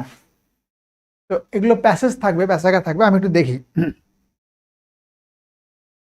সলভ করো, পারলে পারবে, না পারলে নাই, বাট ট্রাই করতে হবে। হ্যাঁ, না পারলেও ট্রাই করতে হবে। আর এখানে বিশেষের ক্ষেত্রে মনে রাখবে যে এগুলো না পারলে কোনো দুর্নামের কিছু নাই, লজ্জার কিছু নাই, ভয়ের কিছু নাই, ঠিক আছে? তুমি বিশেষ পরীক্ষাটা হচ্ছে সর্বোচ্চ মানে একটা পরীক্ষা, এই মানে পরীক্ষায় কোথাও ভুল হতেই পারে, এটা স্বাভাবিক ব্যাপার। তোমার এখানে ভয় বা সংকোচের কিছু নাই, but you have to try first. অবশ্যই এটা চেষ্টা তো করে দেখো যে কি অবস্থা হয়। আমার এখানে মেসেজ আসতেছে দেরিতে।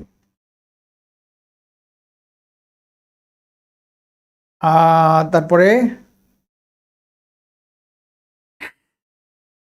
নূর আমিন বলছে, স্যার আপনার ইংরেজি প্রাইভেট প্রোগ্রাম আছে কি? আমি আপনার কাছে ইংরেজি পড়তে চাচ্ছি। নূর আমিন আরও ওই যে ইয়াও বলছে, নাজদিন পাখি বলছে আমিও। আচ্ছা শোনো, আসলে ইংরেজি মানে আমার প্রাইভেট পড়ানোর মতো যদি সময় থাকতো তাহলে তো খুবই কাজ হইতো, এতটা সময় তো আমার হাতে নাই। তো যেটা হচ্ছে তোমাদের জন্য যেটা হয়, আমাদের বিদ্যাবাড়ি যে কোর্স করা হয় সেখানে তোমরা আমার ক্লাসগুলো পাবে। সেখানে আমি ক্লাসগুলো রেকর্ড করে দিয়ে দিচ্ছি, আমি যখন ফ্রি সময় থাকি অবসর সময়ের মধ্যে রেকর্ড করে দিই।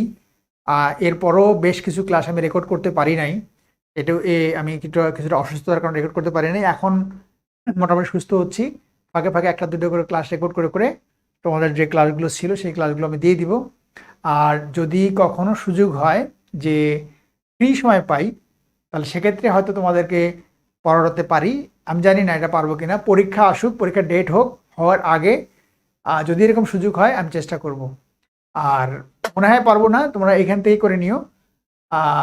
এতেই কাজ হয়ে যাবে, যেগুলো আমি ক্লাসে পড়াবো সেই ক্লাসে পড়াগুলো চর্চা করলেই হয়ে যাবে, প্রাইভেট আলাদা করে পড়তে হবে না। আমি তোমাদেরকে ভুলেও তোমাদেরকে যেটা হচ্ছে বেসিক শেখানোর ব্যাপারে এটা আমি এনকারেজ করি না, বিকজ তোমার এই অ্যাবিলিটি তোমার মাথায় থাকতে হবে যে আমার বেসিক আছে। ওকে, আমার যদি বেসিক না থাকে তো কারো নাই, বিষয়টা এরকম মনে থাকতে হবে। তুমি যদি এই মানসিকতা যদি গ্রো করতে না পারো, তোমার মাথা যদি এরকম থাকে যে আমি তো বেসিক পারি না, আমার তো এটা পারি না সেটা পারি না, তাহলে তুমি কিছুই পারবে না। মনে রাখবে যে বেশিরভাগ স্টুডেন্ট যারা প্রার্থী বিশেষ পরীক্ষা দিচ্ছে বেশিরভাগই তোমার মতো সেম বা তোমার থেকে খারাপ। তো সেই যদি পারে তুমি কেন পারবে না? অবশ্যই পারবে, কিন্তু মাথা থেকে ভূত ত্যাগ করতে হবে যে আমি বেসিক পারি না, আমার স্ট্রাকচার সমস্যা, আমি ভোকাবুলারি জানি না, অমুক তুমুক জানি না, খালি নাই নাই নাই, এরকম যদি হয় তাহলে হবে না। Be positive. তোমরা কি আনসার করছো?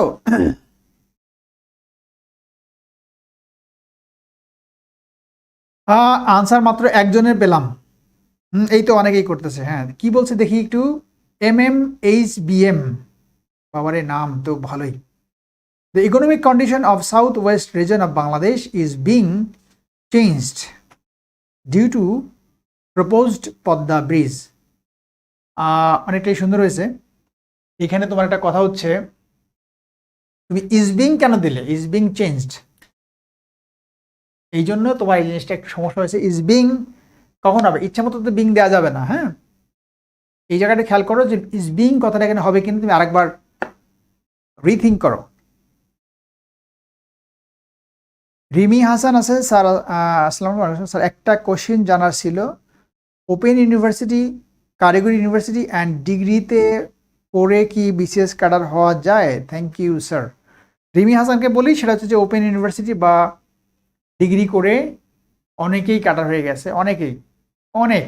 সো তোমার ওইটা চিন্তা করার দরকার নেই, কারণ পরীক্ষাগুলোর মধ্যে বিশেষ পরীক্ষার কোথাও লেখা থাকে না যে তুমি কোথাতে পড়াশোনা করেছো, তোমার সাবজেক্ট কি, হ্যান ত্যান এগুলো লেখা থাকে না। তুমি খাতায় কি লিখবে, তোমার খাতাটা দেখাবে, সেই খাতা যদি ভালো করো তাহলে তুমি সেখান থেকে অবশ্যই ক্যাডার হবে।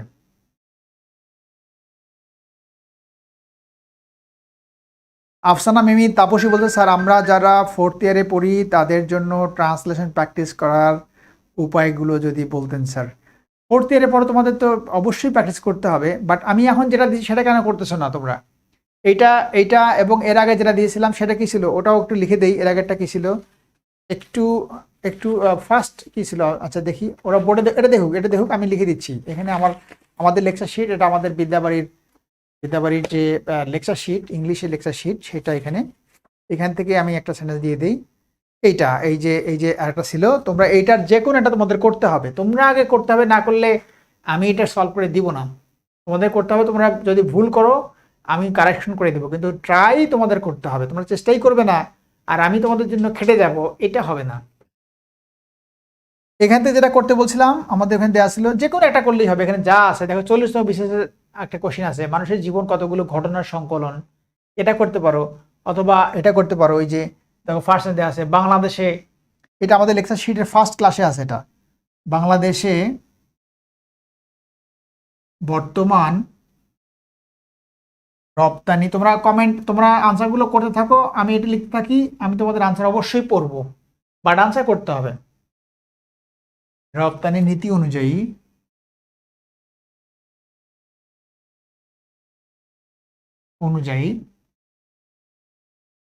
কৃষি ও কৃষিজাত পণ্য, কৃষি ও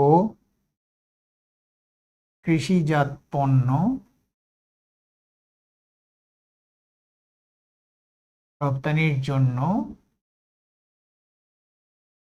বিভিন্ন ধরনের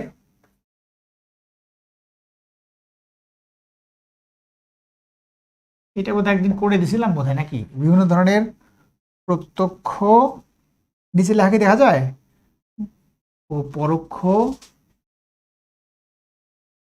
সহায়তা প্রদান করা হচ্ছে।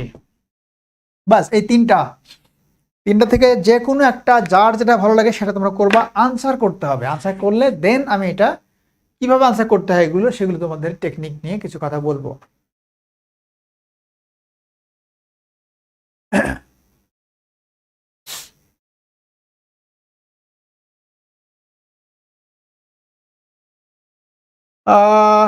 আমাদের MMH ও একাই আনসার করতেছে বেশি। আচ্ছা দেখি, আব্দুল্লাহ আল মামুন বলছে, the economy of the southern western part of the country is changing depending on the proposed Padma bridge. এই তো মোটামুটি একটা একটা ইয়াতে আসছে।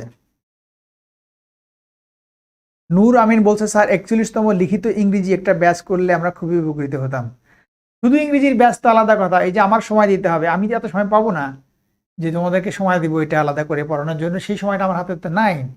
সো ওই জন্য যেটা হয় যে আমি রেকর্ড ক্লাস করে দিচ্ছি এখানে আমাদের বিদ্যাবাড়িতে। রেকর্ড ক্লাসগুলো তোমরা যদি করো, আমার মনে হয় যে এটা আরও ভালো হবে, বিকজ রেকর্ড ক্লাসের মধ্যে কি হয় যে একটা আমাদের 6 তারিখ থেকেই তো একটা ব্যাচ শুরু হচ্ছে, তো তোমরা এটাতে শুরু করতে পারো যদি তোমরা শুরু করতে চাও। তো সেক্ষেত্রে যেটা হচ্ছে যে এই ক্লাসগুলো রেকর্ড থাকবে, তোমার টেনে টেনে বারবার দেখতে পারবে, এটা তো ভালো। আর লাইভ ক্লাসের মধ্যে কি হয়, এই যে কত কথা বলতেছি ক্লাসের বাইরে, আজে বাজে কথা বলতেছি, তোমার সময় নষ্ট হচ্ছে, হাবিজাবি কথা হচ্ছে। হ্যাঁ, তো এইটা তোমার রেকর্ড ক্লাসই তো ভালো।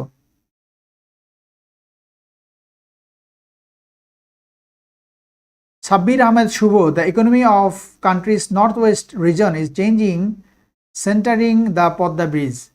Not bad. এই যে দেখো, তোমারটা কিন্তু খুব যে ভালো হয়ে গেছে তা না, বাট এটা কিন্তু তুমি মার্কস পাবে। আমার দরকার ছিল এইটা, এইটাই দরকার যে তুমি মার্কস পাবে এই পর্যায়ে লিখতে পারো কিনা, এইটাই হচ্ছে কথা। তোমার মাইন্ডসেট এমন থাকবে তুমি যে সব পারো, সব জানতা, তা তো না, তোমার অনেক ভুল হবে, এটাই স্বাভাবিক। বাট সেই ভুলের মধ্যে থেকে তুমি কতটুকু ভালো করতে পারো, এইটা হচ্ছে ব্যাপার।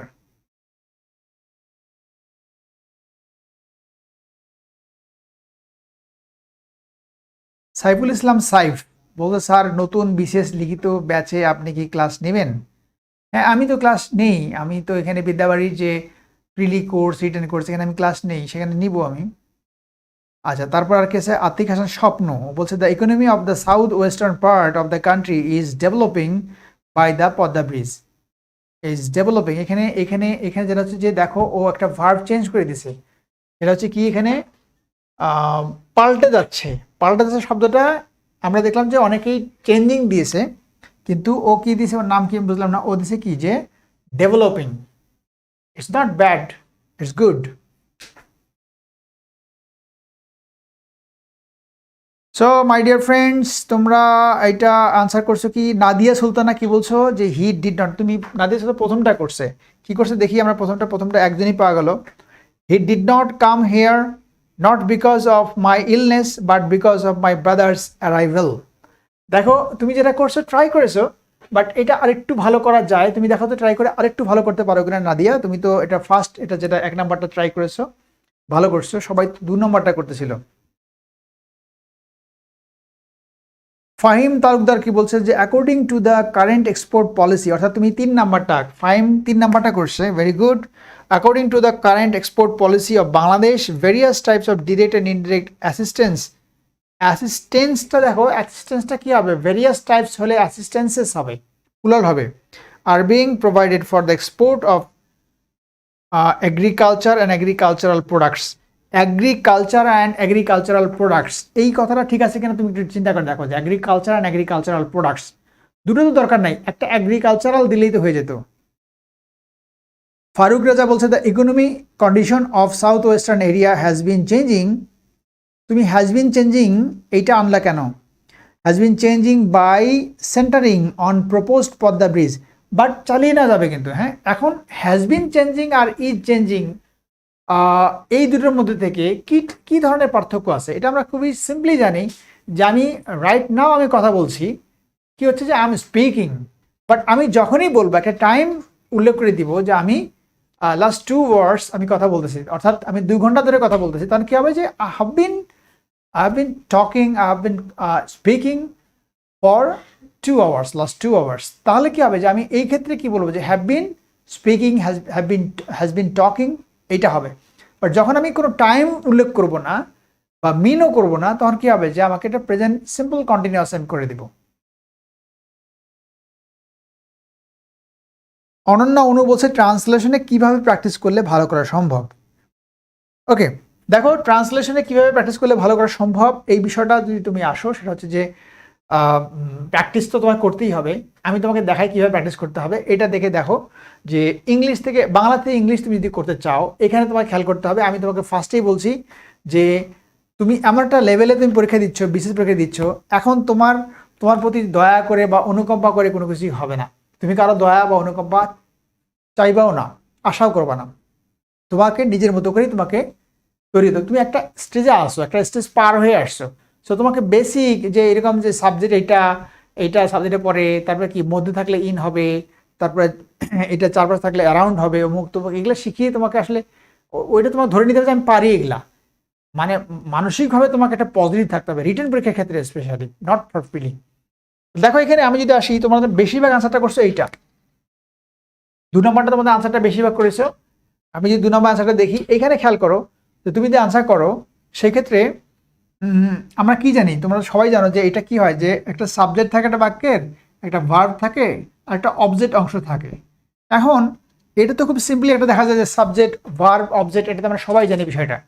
কিন্তু এই সেন্টেন্সগুলো বলার সময় যখন এরকম করে বলে যে করিয়া, যাইয়া, খাইয়া, অমুক তমুক, বা যে, করে, খেয়ে, এই যে পেশালো কথা যখন থাকে বাক্যের মধ্যে, তখন কিন্তু তোমার গন্ডগোলটা লেগে যাবে।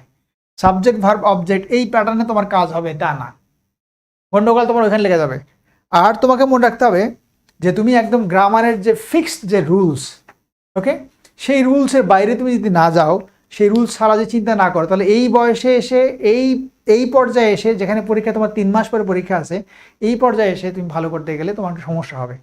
তো কি হবে যে তোমার দেখবা যে স্ট্রাকচার চিন্তা করলে তোমার দেখবা 13-14টা স্ট্রাকচার আছে, ইংলিশের ট্রান্সলেশন করার স্ট্রাকচার আছে, অনেক স্ট্রাকচার আছে। এত স্ট্রাকচার ধরা তোমার দরকার নেই, তুমি নিজে কম পারো তা না, তোমার কিছুটা নলেজ আছে, ওইটার উপর ভিত্তি করে তুমি চিন্তা করবে যে আমি এটাকে একটা মানে আমি দাঁড় করাবো, একটা মিনিংফুল আমি আনসার করব, এটা আমার একেবারে সর্বোচ্চ ভালো হতে হবে, নট নেসেসারি আমি মাঝারি ধরনের একটা আনসার করে আসবো। ওকে, যান বাঁচানো ফরজ, ইংলিশ যদি এত মানুষ ফেল করে আমি করব না, এটা আমি ভালো করব, এইটা আমি মাথা থাকতে হবে। ওকে,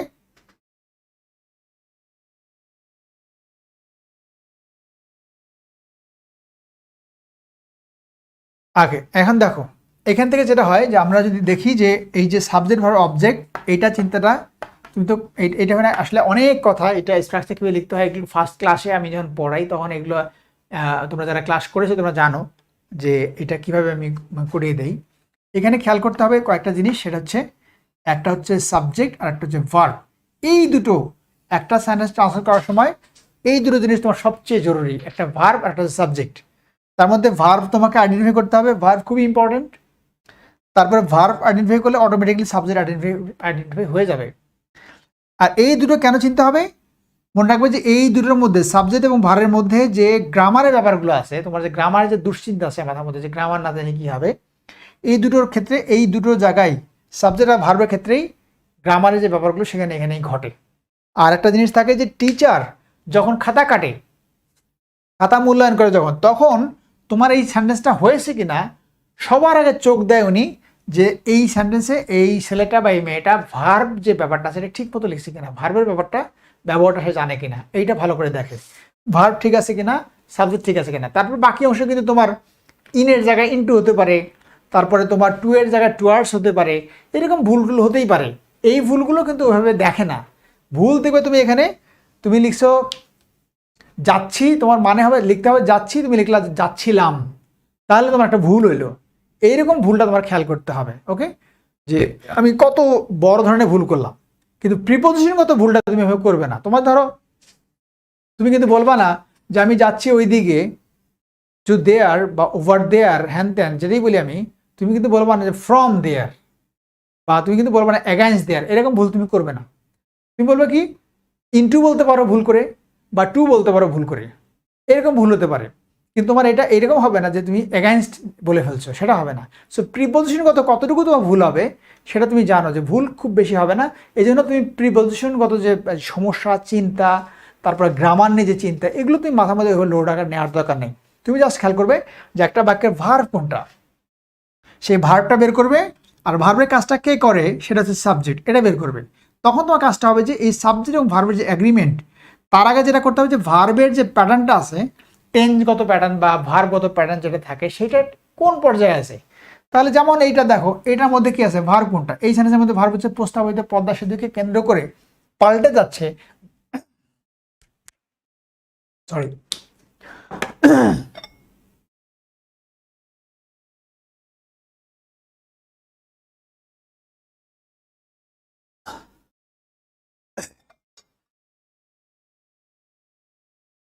পাল্টে যাচ্ছে দেশের দক্ষিণ পশ্চিমাঞ্চলের অর্থনীতি।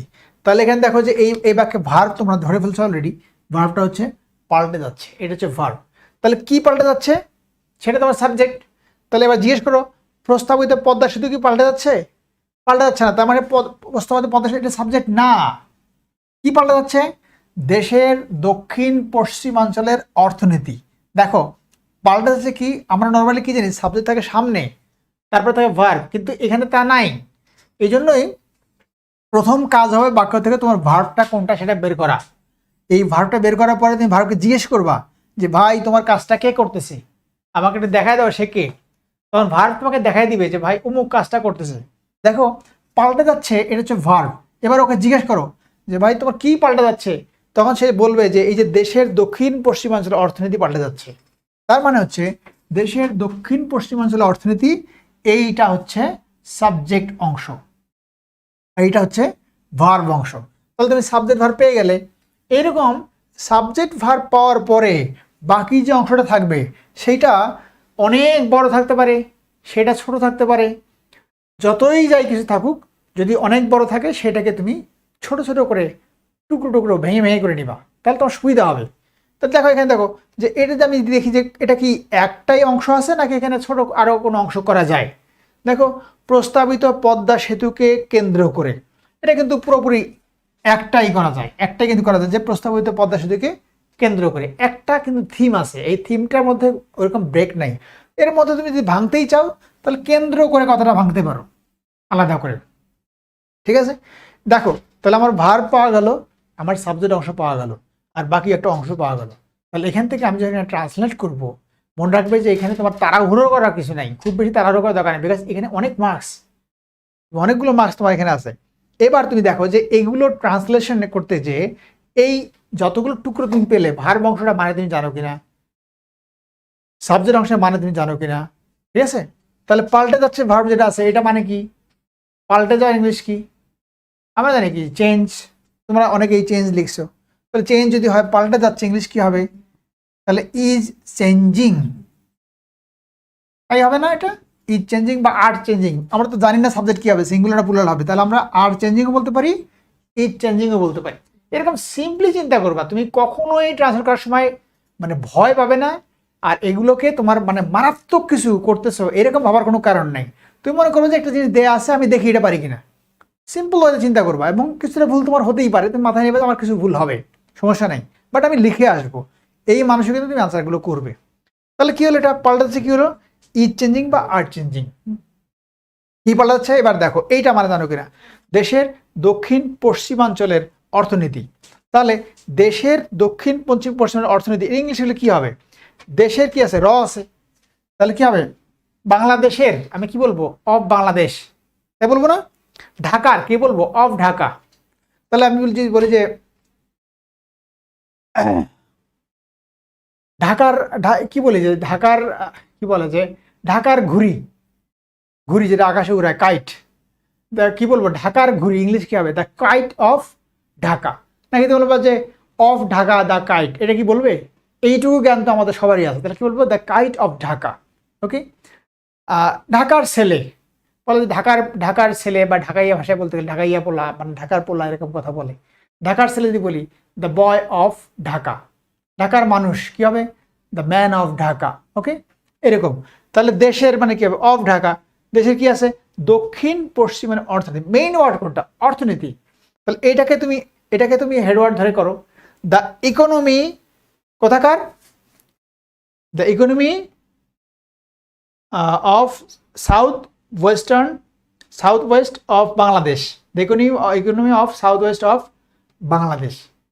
বা এটা দেশে মানে কি, দেশে মানে আমাদের বাংলাদেশ উল্লেখ নেই এখানে, তুমি ফার্স্ট ওয়ার্ডটা যখন লিখবা তখন তোমাকে নাউন লিখতে হবে, এটা তোমার সেকেন্ড সেন্টেন্স যদি আসতো তখন তুমি কান্ট্রি বা এরকম অন্য কিছু লিখতে পারতে। তাহলে কি লিখবে, the economy of south West of Bangladesh, এটা হয়ে গেল তোমার সাবজেক্ট।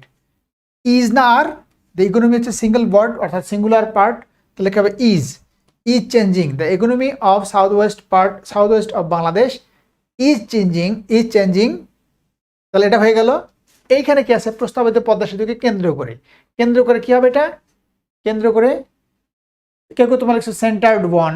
ওকে, আর অনেক কিছু লিখতে, বেসড অন বলতে পারো, বেসড অন, কেন্দ্র করে কি হবে, বেসড অন। হ্যাঁ, তাহলে the economy of south West of Bangladesh is changing based on, প্রস্তাবিত পদ্মা সেতু ইংলিশ কি, বেসড অন প্রস্তাবিত প্রপোজড পদ্মা ব্রিজ। এ তো হয়ে গেল এটা, the economy of south West of Bangladesh is changing based on proposed Padma সেতু। তাহলে এটা শেষ, এটা মোটামুটি হয়ে গেল। তাহলে দেখো এইভাবে যদি ভেঙে করো তাহলে তোমার কাছে কাজটা খুব সহজ হবে। এবার দেখো এটা সময় নেই, আমি ঝটপট করে দিচ্ছি। এবার দেখো এটা কি আছে, এটা সে এখানে আসেনি এজন্য নয় যে আমি অসুস্থ ছিলাম, বরং এজন্য যে আমার বড় ভাই এখানে এসেছিল। দেখো সেন্টেন্সটা এমনি মনে হচ্ছে বড় আছে, অ্যাকচুয়ালি বড় হওয়ার মধ্যে কিছু নেই, সবগুলো ওয়ার্ড হচ্ছে ইজি ওয়ার্ড। এখন তোমার কাজটা কি হবে, তোমার কোথায় গন্ডগোল লাগছে, আমি দেখলাম কয়েকজন তোমার আনসারগুলো করেছো, এখানে গন্ডগোল লেগেছে কোথায়, যে এটা তুমি সাজাতে যে সমস্যা পড়ে গেছো। এখানে খেয়াল করো যে কি আছে এখানে, তুমি এগুলো ভাগ ভাগ করে ছোট ছোট করো। এত বড়টা একবারে করতে গেলে সাবজেক্ট কোনটা ভার্ব কোনটা এটা খুঁজে পাবে না।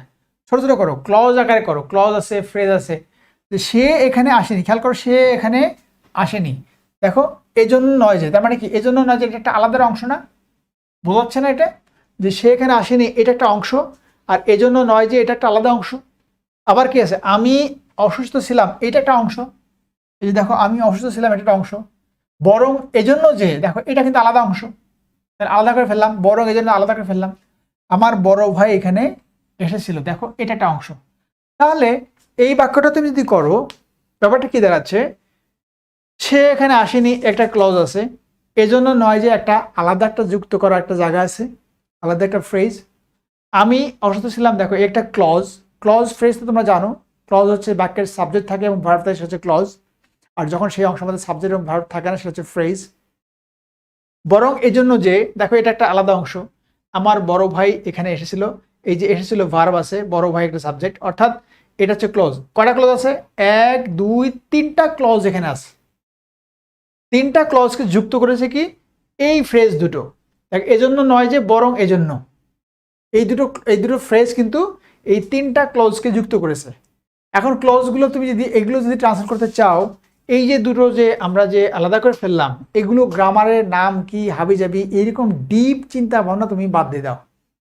সিম্পলি খেয়াল করো যে এটা আমি জানি না গ্রামার কি নাম আমি জানি না, বাট আমাকে ট্রান্সফার করার সময় এইটা মানেটা বের করতে হবে।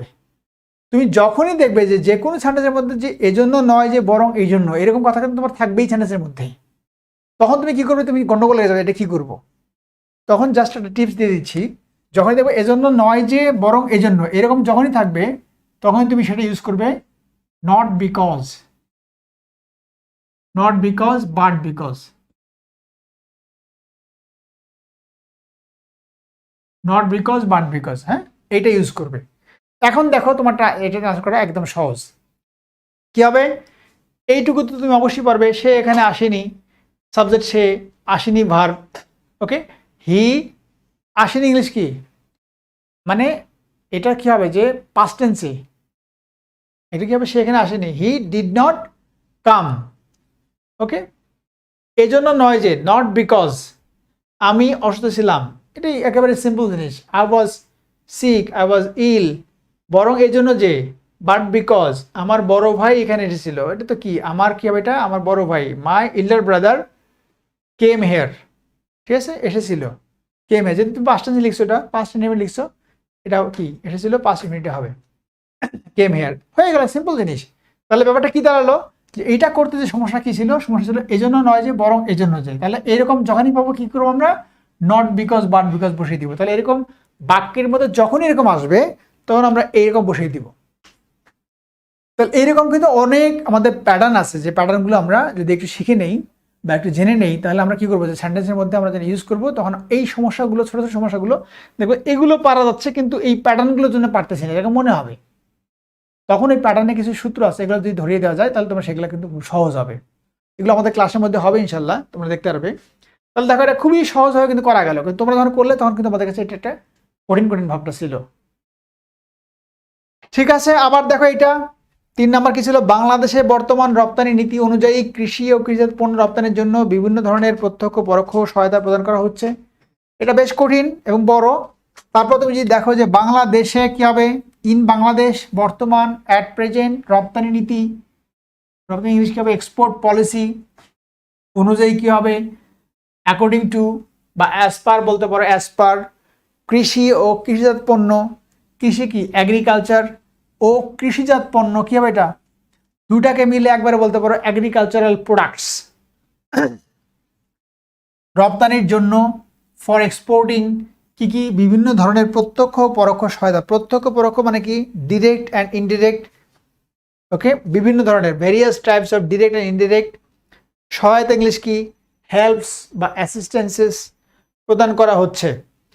তাহলে এখানে দেখো এই বাক্য যদি আমরা চিন্তা করি, এই বাক্যের মধ্যে ভার্ব কোনটা, ভার্ব হচ্ছে প্রদান করা হচ্ছে, তাই না, ভার্ব হচ্ছে প্রদান করা হচ্ছে। প্রদান করা হচ্ছে ইংলিশ কি, কে কে পারবে, প্রদান করা হচ্ছে ইংলিশ কি হবে, প্রদান করা হচ্ছে এইটুকু ইংলিশ কি হবে,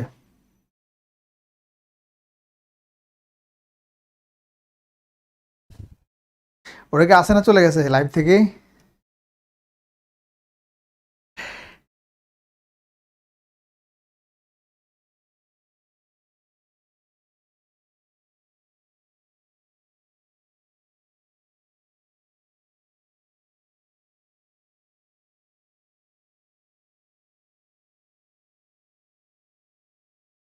প্রোভাইডেড, ফুয়াদ না বলছে প্রোভাইডেড, আর রক্ত বিলাসী বলছে হ্যাজ কন্ডাক্টেড। হ্যাঁ, নেট কি স্লো নাকি, আটকে গেছে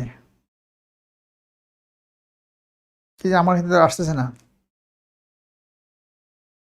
আচ্ছা হ্যাঁ, চালু হয়েছে আবার। শরীফুল বলছে আসি। হ্যাঁ, ডিস্ট্রিবিউট কি বলছে, মিজানুর বলছে ডিস্ট্রিবিউট।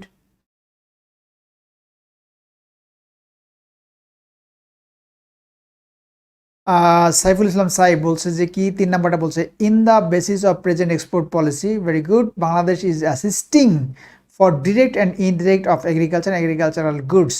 সাইফুল ইসলাম এটা হয় নাই। ফাইম তার হচ্ছে বিং পেইড। আহসান জামান সজীব বলছে প্রোভাইডেড। শরীফুল ইসলাম বলছে বিং পেইড। বিং পেইড কথাটা কি আসবে? ওকে, আমি তোমাদেরকে হিন্টস দেই, এটা তোমরা বাসায় করবে। বাংলাদেশে বর্তমান রপ্তানি নীতি অনুযায়ী কৃষি ও কৃষিজাত পণ্য রপ্তানির জন্য বিভিন্ন ধরনের প্রত্যক্ষ পরোক্ষ সহায়তা প্রদান করা হচ্ছে।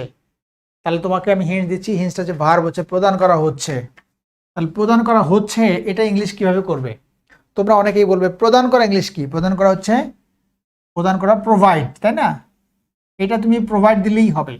আর তুমি যদি বলো যে না গিভ, আমি প্রোভাইড জানি না, আমি গিভ দেবো, জাস্ট একটা তোমাকে আমি এক্সাম্পল বলছি, যেটা তোমার পরীক্ষা হলে সমস্যা হবে, দেখবে অনেক সময় অনেক অনেক ওয়ার্ড আসবে না, ভোকাবুলারি তোমার মাথায় আসবে না, তখন তোমাকে একটা কাছাকাছি একটা অর্থ দিতে হবে, কাছাকাছি একটা শব্দ দিতে হবে। তাহলে প্রদান করা কি হবে? এটা গিভ বা প্রোভাইড। প্রোভাইডটা ভালো হবে। তাহলে প্রদান করা হচ্ছে, এটা কি করবে? এটা কি ইজ প্রোভাইডিং? এটা হবে? এটা হবে না। আর প্রোভাইডিং হবে? হবে? হবে না। তাহলে হচ্ছে একটা শব্দ আছে, দেখো এই যে হচ্ছে কথাটা আছে, হচ্ছে, হয়, হতে থাকবে, হবে, এই সব শব্দগুলো হচ্ছে হতে যান থাকবে, বুঝবে এটা প্যাসিভ ফর্মে আছে। তাহলে হচ্ছে এটা কি কন্টিনিউয়াস ফর্মে আছে। নর্মালি বি মানে কি? বি মানে হওয়া। তাহলে হচ্ছে কি হবে? হচ্ছে হচ্ছে বিং। তাহলে ইজ বিং বা আর বিং, ঠিক আছে? সাবজেক্ট প্লুরাল হলে হবে আর, সাবজেক্ট সিঙ্গুলার হবে ইজ। তাহলে ইজ বিং। প্রোভাইডটা কি হবে? বিং এর পরে ভার্বে কি হয়? পাস্ট প্রেজেন্ট হয়, ইজ বিং প্রোভাইডেড। ওকে বন্ধুরা, তাহলে মনে রাখবে যে এটা কি, যে যদি বলা হয় যে গল্পটি বলা হচ্ছে, এর ইংলিশ কি হবে? গল্পটি বলা হচ্ছে। লেখা তো দেখি, গল্পটি বলা হচ্ছে ইংলিশ কি হবে? সবাই কমেন্ট করো যে গল্পটি বলা হচ্ছে, কাজটি করা হচ্ছে, গল্পটি বলা হচ্ছে, এর ইংলিশ কি হবে? টু প্রোভাইড হবে না, শুধু প্রোভাইড হবে না, বিং পেইড, বিং পেইড কথাটা কিন্তু ওইভাবে আসে না। হ্যাঁ, গল্পটি বলা হচ্ছে ইংলিশ কি হতে পারে? দ্য স্টোরি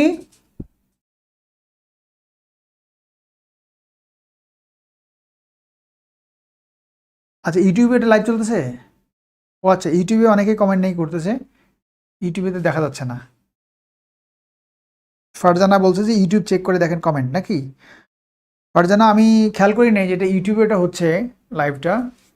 যাই হোক, ইউটিউবের কমেন্টগুলো দেখা যাচ্ছে না, আমি দেখতে পারলাম না বলে দুঃখিত। যে তোমরা যারা ইউটিউবে যুক্ত আছো, আচ্ছা এটা কি ইউটিউবের উপরগুলা? হ্যাঁ, আচ্ছা ইউটিউবে গেলে হবে না। ভেরি গুড, ফারজানা ইয়াসমিন বলছে the story is being told. Very good, কাজটি করা হচ্ছে, the work is being done. তাহলে যতদিন তুমি এরকম হচ্ছে দেখবে, ততদিন তুমি ইজ বিং বা আর বিং লাগিয়ে দিবে, এরপরে ভার্বের V3 বসিয়ে দিবে, তাহলে এটা হয়ে গেল। তাহলে যদি বলা হয় বলা হয়, তাহলে কি হবে? It is said, it is told, বলা হয়। ওকে, আর যদি বলা হচ্ছে, it is being told. Good, very good. হ্যাঁ, সেলিনা শেলি, ফারজানা জামিলা সবাই ভালো আশা করছো তোমরা। রোকেয়া সুলতানা গুড, আব্দুল আল মামুন ঠিক আছে। The story is being talked. Okay, যাই হোক, দেখো তাহলে এটা হয়ে গেল, সাবজেক্ট এটা হয়ে, ভার্ব এটা হয়ে গেল, ইজ বিং বা আর বিং প্রোভাইডেড। এখন ইজ বিং বা আর বিং প্রোভাইডেড কোনখানে হবে, তোমার সাবজেক্ট কোনটা, কি প্রদান করা হচ্ছে, দেখো সহায়তা প্রদান করা হচ্ছে। এখন শুধু সহায়তা দিবে না, পুরোটা মিলে দিবে, সহায়তার সাথে কতটুকু অংশ যুক্ত আছে এইভাবে তোমাকে আলাদা করতে হবে। তাহলে কতটুকু আছে, সহায়তা, প্রত্যক্ষ পরোক্ষ সহায়তা, বিভিন্ন ধরনের থেকে, দেখো বিভিন্ন ধরনের থেকে যুক্ত হবে, বিভিন্ন ধরনের প্রত্যক্ষ পরোক্ষ সহায়তা। এইটা ইংলিশ কি, এটা তোমরা খুঁজে বের করবে যে বিভিন্ন ধরনের প্রত্যক্ষ পরোক্ষ সহায়তা। ভেরি সিম্পল এগুলো অ্যান্সার করাটা। এটা হচ্ছে তোমার সাবজেক্ট, বিভিন্ন ধরনের প্রত্যক্ষ পরোক্ষ সহায়তা, এটা তুমি লিখবে। যদি এটা সিঙ্গুলার হয় তোমার কাছে তাহলে তুমি ইজ দিবে, যদি এটা প্লুরাল হয় তোমার কাছে তাহলে তুমি আর দিবে। দেওয়ার পরে ইজ বিং প্রোভাইডেড বা আর বিং প্রোভাইডেড হবে। তাহলে তোমার সাবজেক্ট এবং ভার্ব মেইন কাজটা হয়ে গেল। বাকি থাকলো যে অংশটা, বাংলাদেশের বর্তমান রপ্তানি নীতি অনুযায়ী কৃষি ও কৃষিজাত পণ্য রপ্তানির জন্য, দেখো এই পুরো অংশটাকে দুই ভাগ করে নাও, এখানে ভাগ করো। বাংলাদেশের বর্তমান রপ্তানি নীতি অনুযায়ী এটাকে একটা অংশ করো, আর কৃষি ও কৃষিজাত পণ্য রপ্তানির জন্য এটাকে একটা অংশ করো। এই দুটো অংশ ইংলিশ কি হবে এটাকে চিন্তা করবে, করে এই সাবজেক্ট ভার্ব যে অংশটা আছে এটা ঠিক রেখে এই বাকি দুটো যে আমরা অংশ করলাম, এই বাকি দুটো গুচ্ছকে তোমার ইচ্ছে মতো যেখানে খুশি বসাও, আনসার কারেক্ট হবে। আগে বসালেও আনসার কারেক্ট হবে, পরে বসালে আনসার কারেক্ট হবে, মাঝখানে দিলে আনসার কারেক্ট হবে, কিন্তু সাবজেক্ট ভার্বকে সবসময় একখানে রাখবে এবং ঠিক রাখবে। আর বাকি অংশগুলো তুমি যেখানে দাও তুমি মার্কস পাবে এবং কারেক্ট হবে। এখন বাকি অংশ করতে গেলে একটু চিন্তা করে দেখো কীভাবে করতে হয়। যেমন বাংলাদেশের বর্তমান রপ্তানি নীতি অনুযায়ী, অনুযায়ী কথাটা তোমাকে আগে লিখতে হবে। তাহলে অনুযায়ী ইংলিশ কি, অ্যাজ পার। তো as per present export policy কি আছে বাংলাদেশে, কী হবে এটা, ইন বাংলাদেশ, এই তো হয়ে গেল। As per present export policy in Bangladesh. এরপরে বাকি অংশটা বসিয়ে দাও, দিয়ে তোমাদের মধ্যে সাজিয়ে এই আনসারটা তোমরা সবাই কমেন্টের মধ্যে লিখবে। ওকে বন্ধুরা,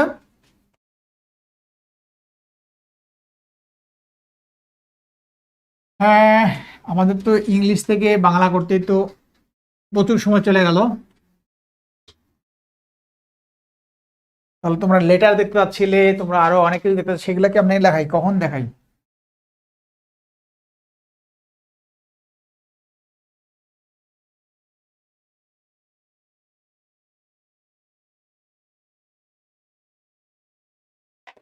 অনেকে তোমরা লেটার দেখতে পাচ্ছিলে যে লেটার কিভাবে হয়।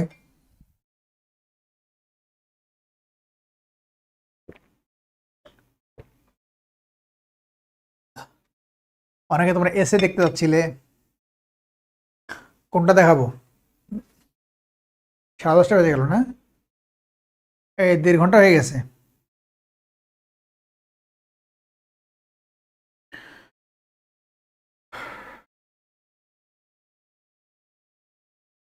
আচ্ছা, ওদের লেটারের ক্ষেত্রে যেটা থাকবে সেটা হচ্ছে যে ওই ওই প্যাসেজ থেকে লেটার লিখতে হবে। লেটারের মধ্যে দুইটা অংশ থাকবে, একটা হচ্ছে তোমার, একটা অংশের মধ্যে তোমার পত্রিকার সম্পাদক বরাবর চিঠি লিখতে হবে। হ্যাঁ, এটা কোনটা লিখি আমরা, যে লিখি to editor, to the editor, হ্যাঁ, টু দ্য এডিটর, একটা পত্রিকায় দিলে দা ডেইলি ইন্ডিপেন্ডেন্ট, তারপরে অ্যাড্রেস দিলে, হ্যাঁ, তারপরে তোমার কি করতে, মানে এটা চিঠি লেখার ক্ষেত্রে মনে রাখবে, চিঠি লেখার ক্ষেত্রে খুবই সহজ এটা। এই চিঠির প্যাটার্নটা তুমি একটা মনে রাখলেই হলো, পরীক্ষায় যেটা আসুক একই প্যাটার্ন দেওয়া যায়।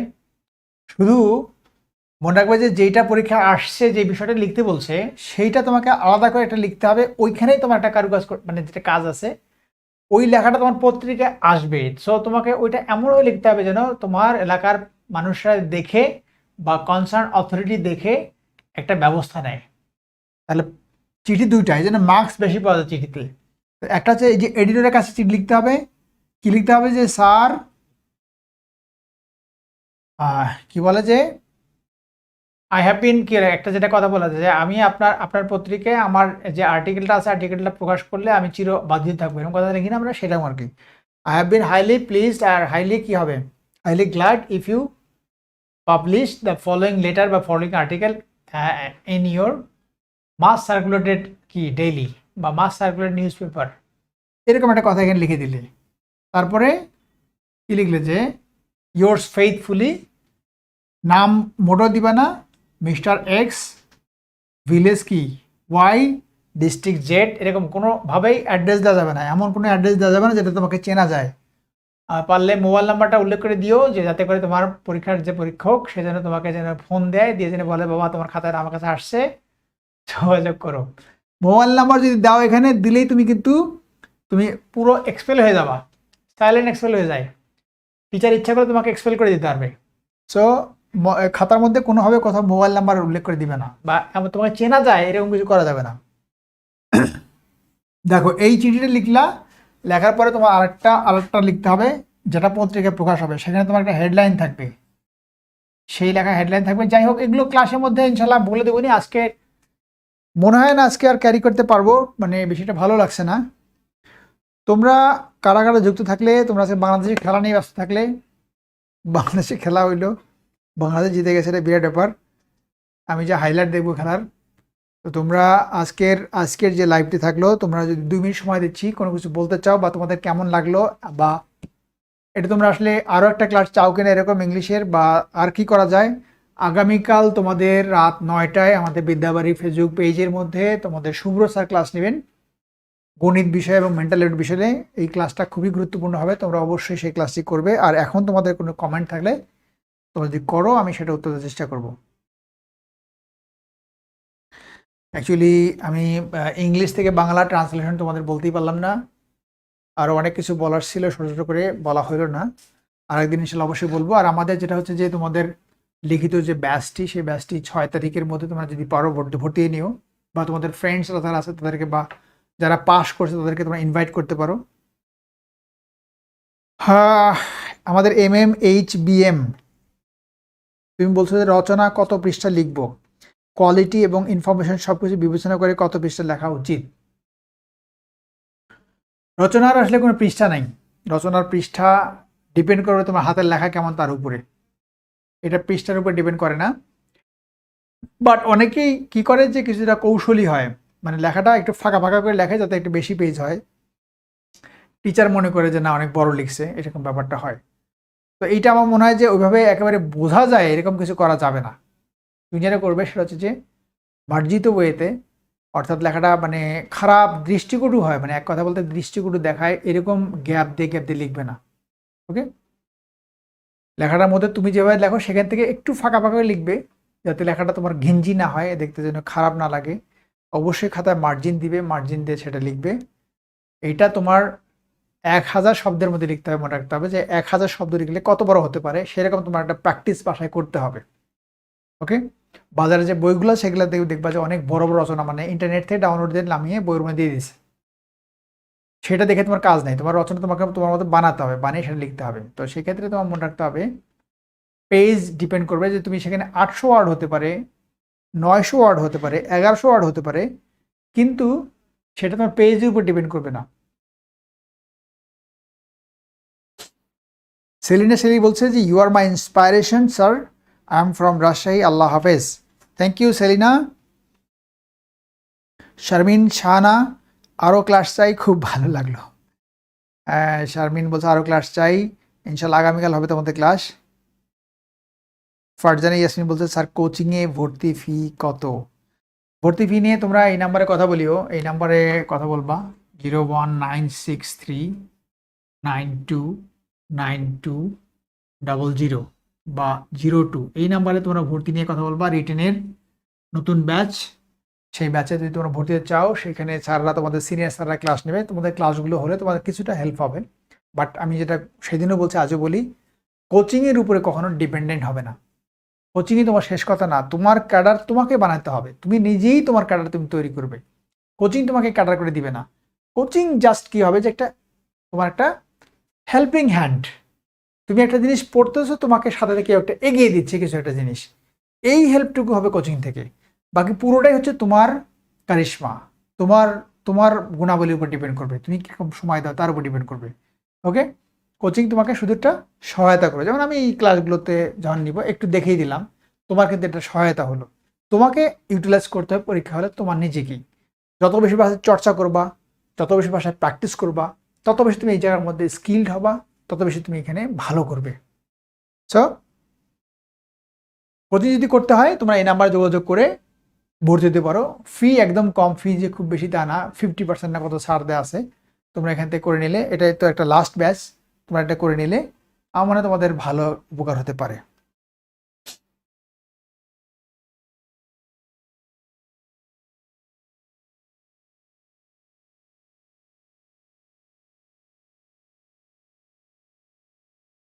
আর কে রুবেল বলছে যে এই নাম্বারে কল দিয়েছিলাম স্যার, বাট নো রেসপন্স। আর আমাদের রাজিয়া সুলতানা কি বলছে, রাজিয়া সুলতানা একটু আমাদের একটু সমালোচনা করছো, তোমার এটা পড়ি আমি একটু। বলছে স্যার আপনার লেকচার ভালো লাগে বলেই ভর্তি হলাম, বাট অনলি লেকচার ছাড়া আর আমরা কোনো ভালো সার্ভিস পাইনি। এইটা লিখিত ক্ষেত্রে তুমি এটা বলতেই পারো। লিখিতের ক্ষেত্রে আর বেশি কিছু, লেকচারের বাইরে আর বেশি কিছু করারও সুযোগ নাই, বিকজ লিখিত ক্ষেত্রে তোমাদের সময় এক তো কম, দুই হচ্ছে তোমাদের এখানে পরীক্ষা নেওয়া যায় না। লিখিত পরীক্ষার তো পরীক্ষার নেওয়ার সুযোগ নেই, কারণ খাতায় লিখতে হয়, এটা অনলাইনে তো লেখার ব্যবস্থা করা যায় না। সো এখানে বলাই হয়েছে শুধু লেকচারগুলো দেওয়া হবে। তো যারা ক্লাস নিচ্ছে এগুলো তোমার যদি ভালো লাগে, এগুলোই ভালো, এই ক্লাসগুলো নোট করো এবং এই ক্লাসগুলোর থেকে বাকিটা তুমি নিজের মতো করে চর্চা করে নাও। বাট প্রিলির কথা যদি বলো, এখানে প্রিলিতে কিন্তু তুমি এই কথাটা বলতে পারবে না। প্রিলিতে তুমি প্রতি সপ্তাহে বাসায় কী পড়বে সেটা পড়া দেওয়া হয়, সেটার উপর পরীক্ষা নেওয়া হয়। তারপরে স্যাররা যে ক্লাস নেয়, প্রতিটা ক্লাসের আগে একটা ক্লাস টেস্ট পরীক্ষা হয় এবং ক্লাস টেস্টের পরে তুমি ক্লাসগুলো করো। প্রিলিতে তোমার সাংঘাতিক একটা সার্ভিস দেওয়া হয় অনলাইনের মাধ্যমে, প্রচুর পরীক্ষা নেওয়া হয়, প্রচুর হোম অ্যাসাইনমেন্ট দেওয়া হয়, 1400-1500 পৃষ্ঠার লেকচার শিট দেওয়া হয়। তো আর কি চাও, অনলাইনের মাধ্যমে বাড়িতে বসে থেকে সেই লেকচার শিট তোমাদের বাড়িতে পাঠিয়ে দেওয়া হয়। রিটেনও তোমাদের, লিখিত তোমাদের লেকচার শিট দেওয়া আছে। এই লেকচার শিটটা দেখবে যে লেকচার শিটটা লিখিত লেকচার শিট কিন্তু এটা তোমার জরুরি একটা ব্যাপার, সেটা তোমাকে বাড়িতে দেওয়া হয়। সব কিছু রেডি করা আছে, বাট তোমাকে মনে রাখতে হবে যে এখানে যতটুকু দেওয়া হবে ততটুকুই বলা হয়। রিটেনের ক্ষেত্রে তোমার পরীক্ষা নেওয়ার কোনো মানে সুযোগ নাই। রিটেন তুমি পরীক্ষাটা কীভাবে দেবে, তুমি বাড়ি থেকে খাতার পর খাতা লিখতে হয়। তো অনলাইনে তুমি সেটা কীভাবে লিখবে? তোমাকে যদি পরীক্ষার কোশ্চিন আমরা করে দিতে পারি, কিন্তু পরীক্ষাটা তুমি দিবে যখন বাসার মধ্যে, তুমি তো বই দেখে আনসার করতে পারো, তুমি তো অন্য সুযোগ নিতে পারো, সেই জন্যই মুশকিলটা হয়ে যায়। তারপরেও এটা আমাদের এখানে প্ল্যানিংয়ের মধ্যে আছে যে পরীক্ষা যদি নেওয়া যায় তাহলে সেটা নেওয়া যেতে পারে। কিন্তু এখানে রিটেনে মনে রাখবে শুধু ক্লাসগুলোই তোমার যে ব্যাপার হলো 85টা ক্লাস থাকবে, সাথে তোমাদের লাইভ ক্লাস কিছু অবশ্যই যুক্ত হবে। লাইভ ক্লাস অর্থাৎ লাইভ সলভ ক্লাস, 3-4টা রেকর্ডের ক্লাস হওয়ার পরে একটা করে সলভ ক্লাস লাইভ। এইগুলো তোমার যথেষ্ট উপকার হবে আমি বলে মনে করি।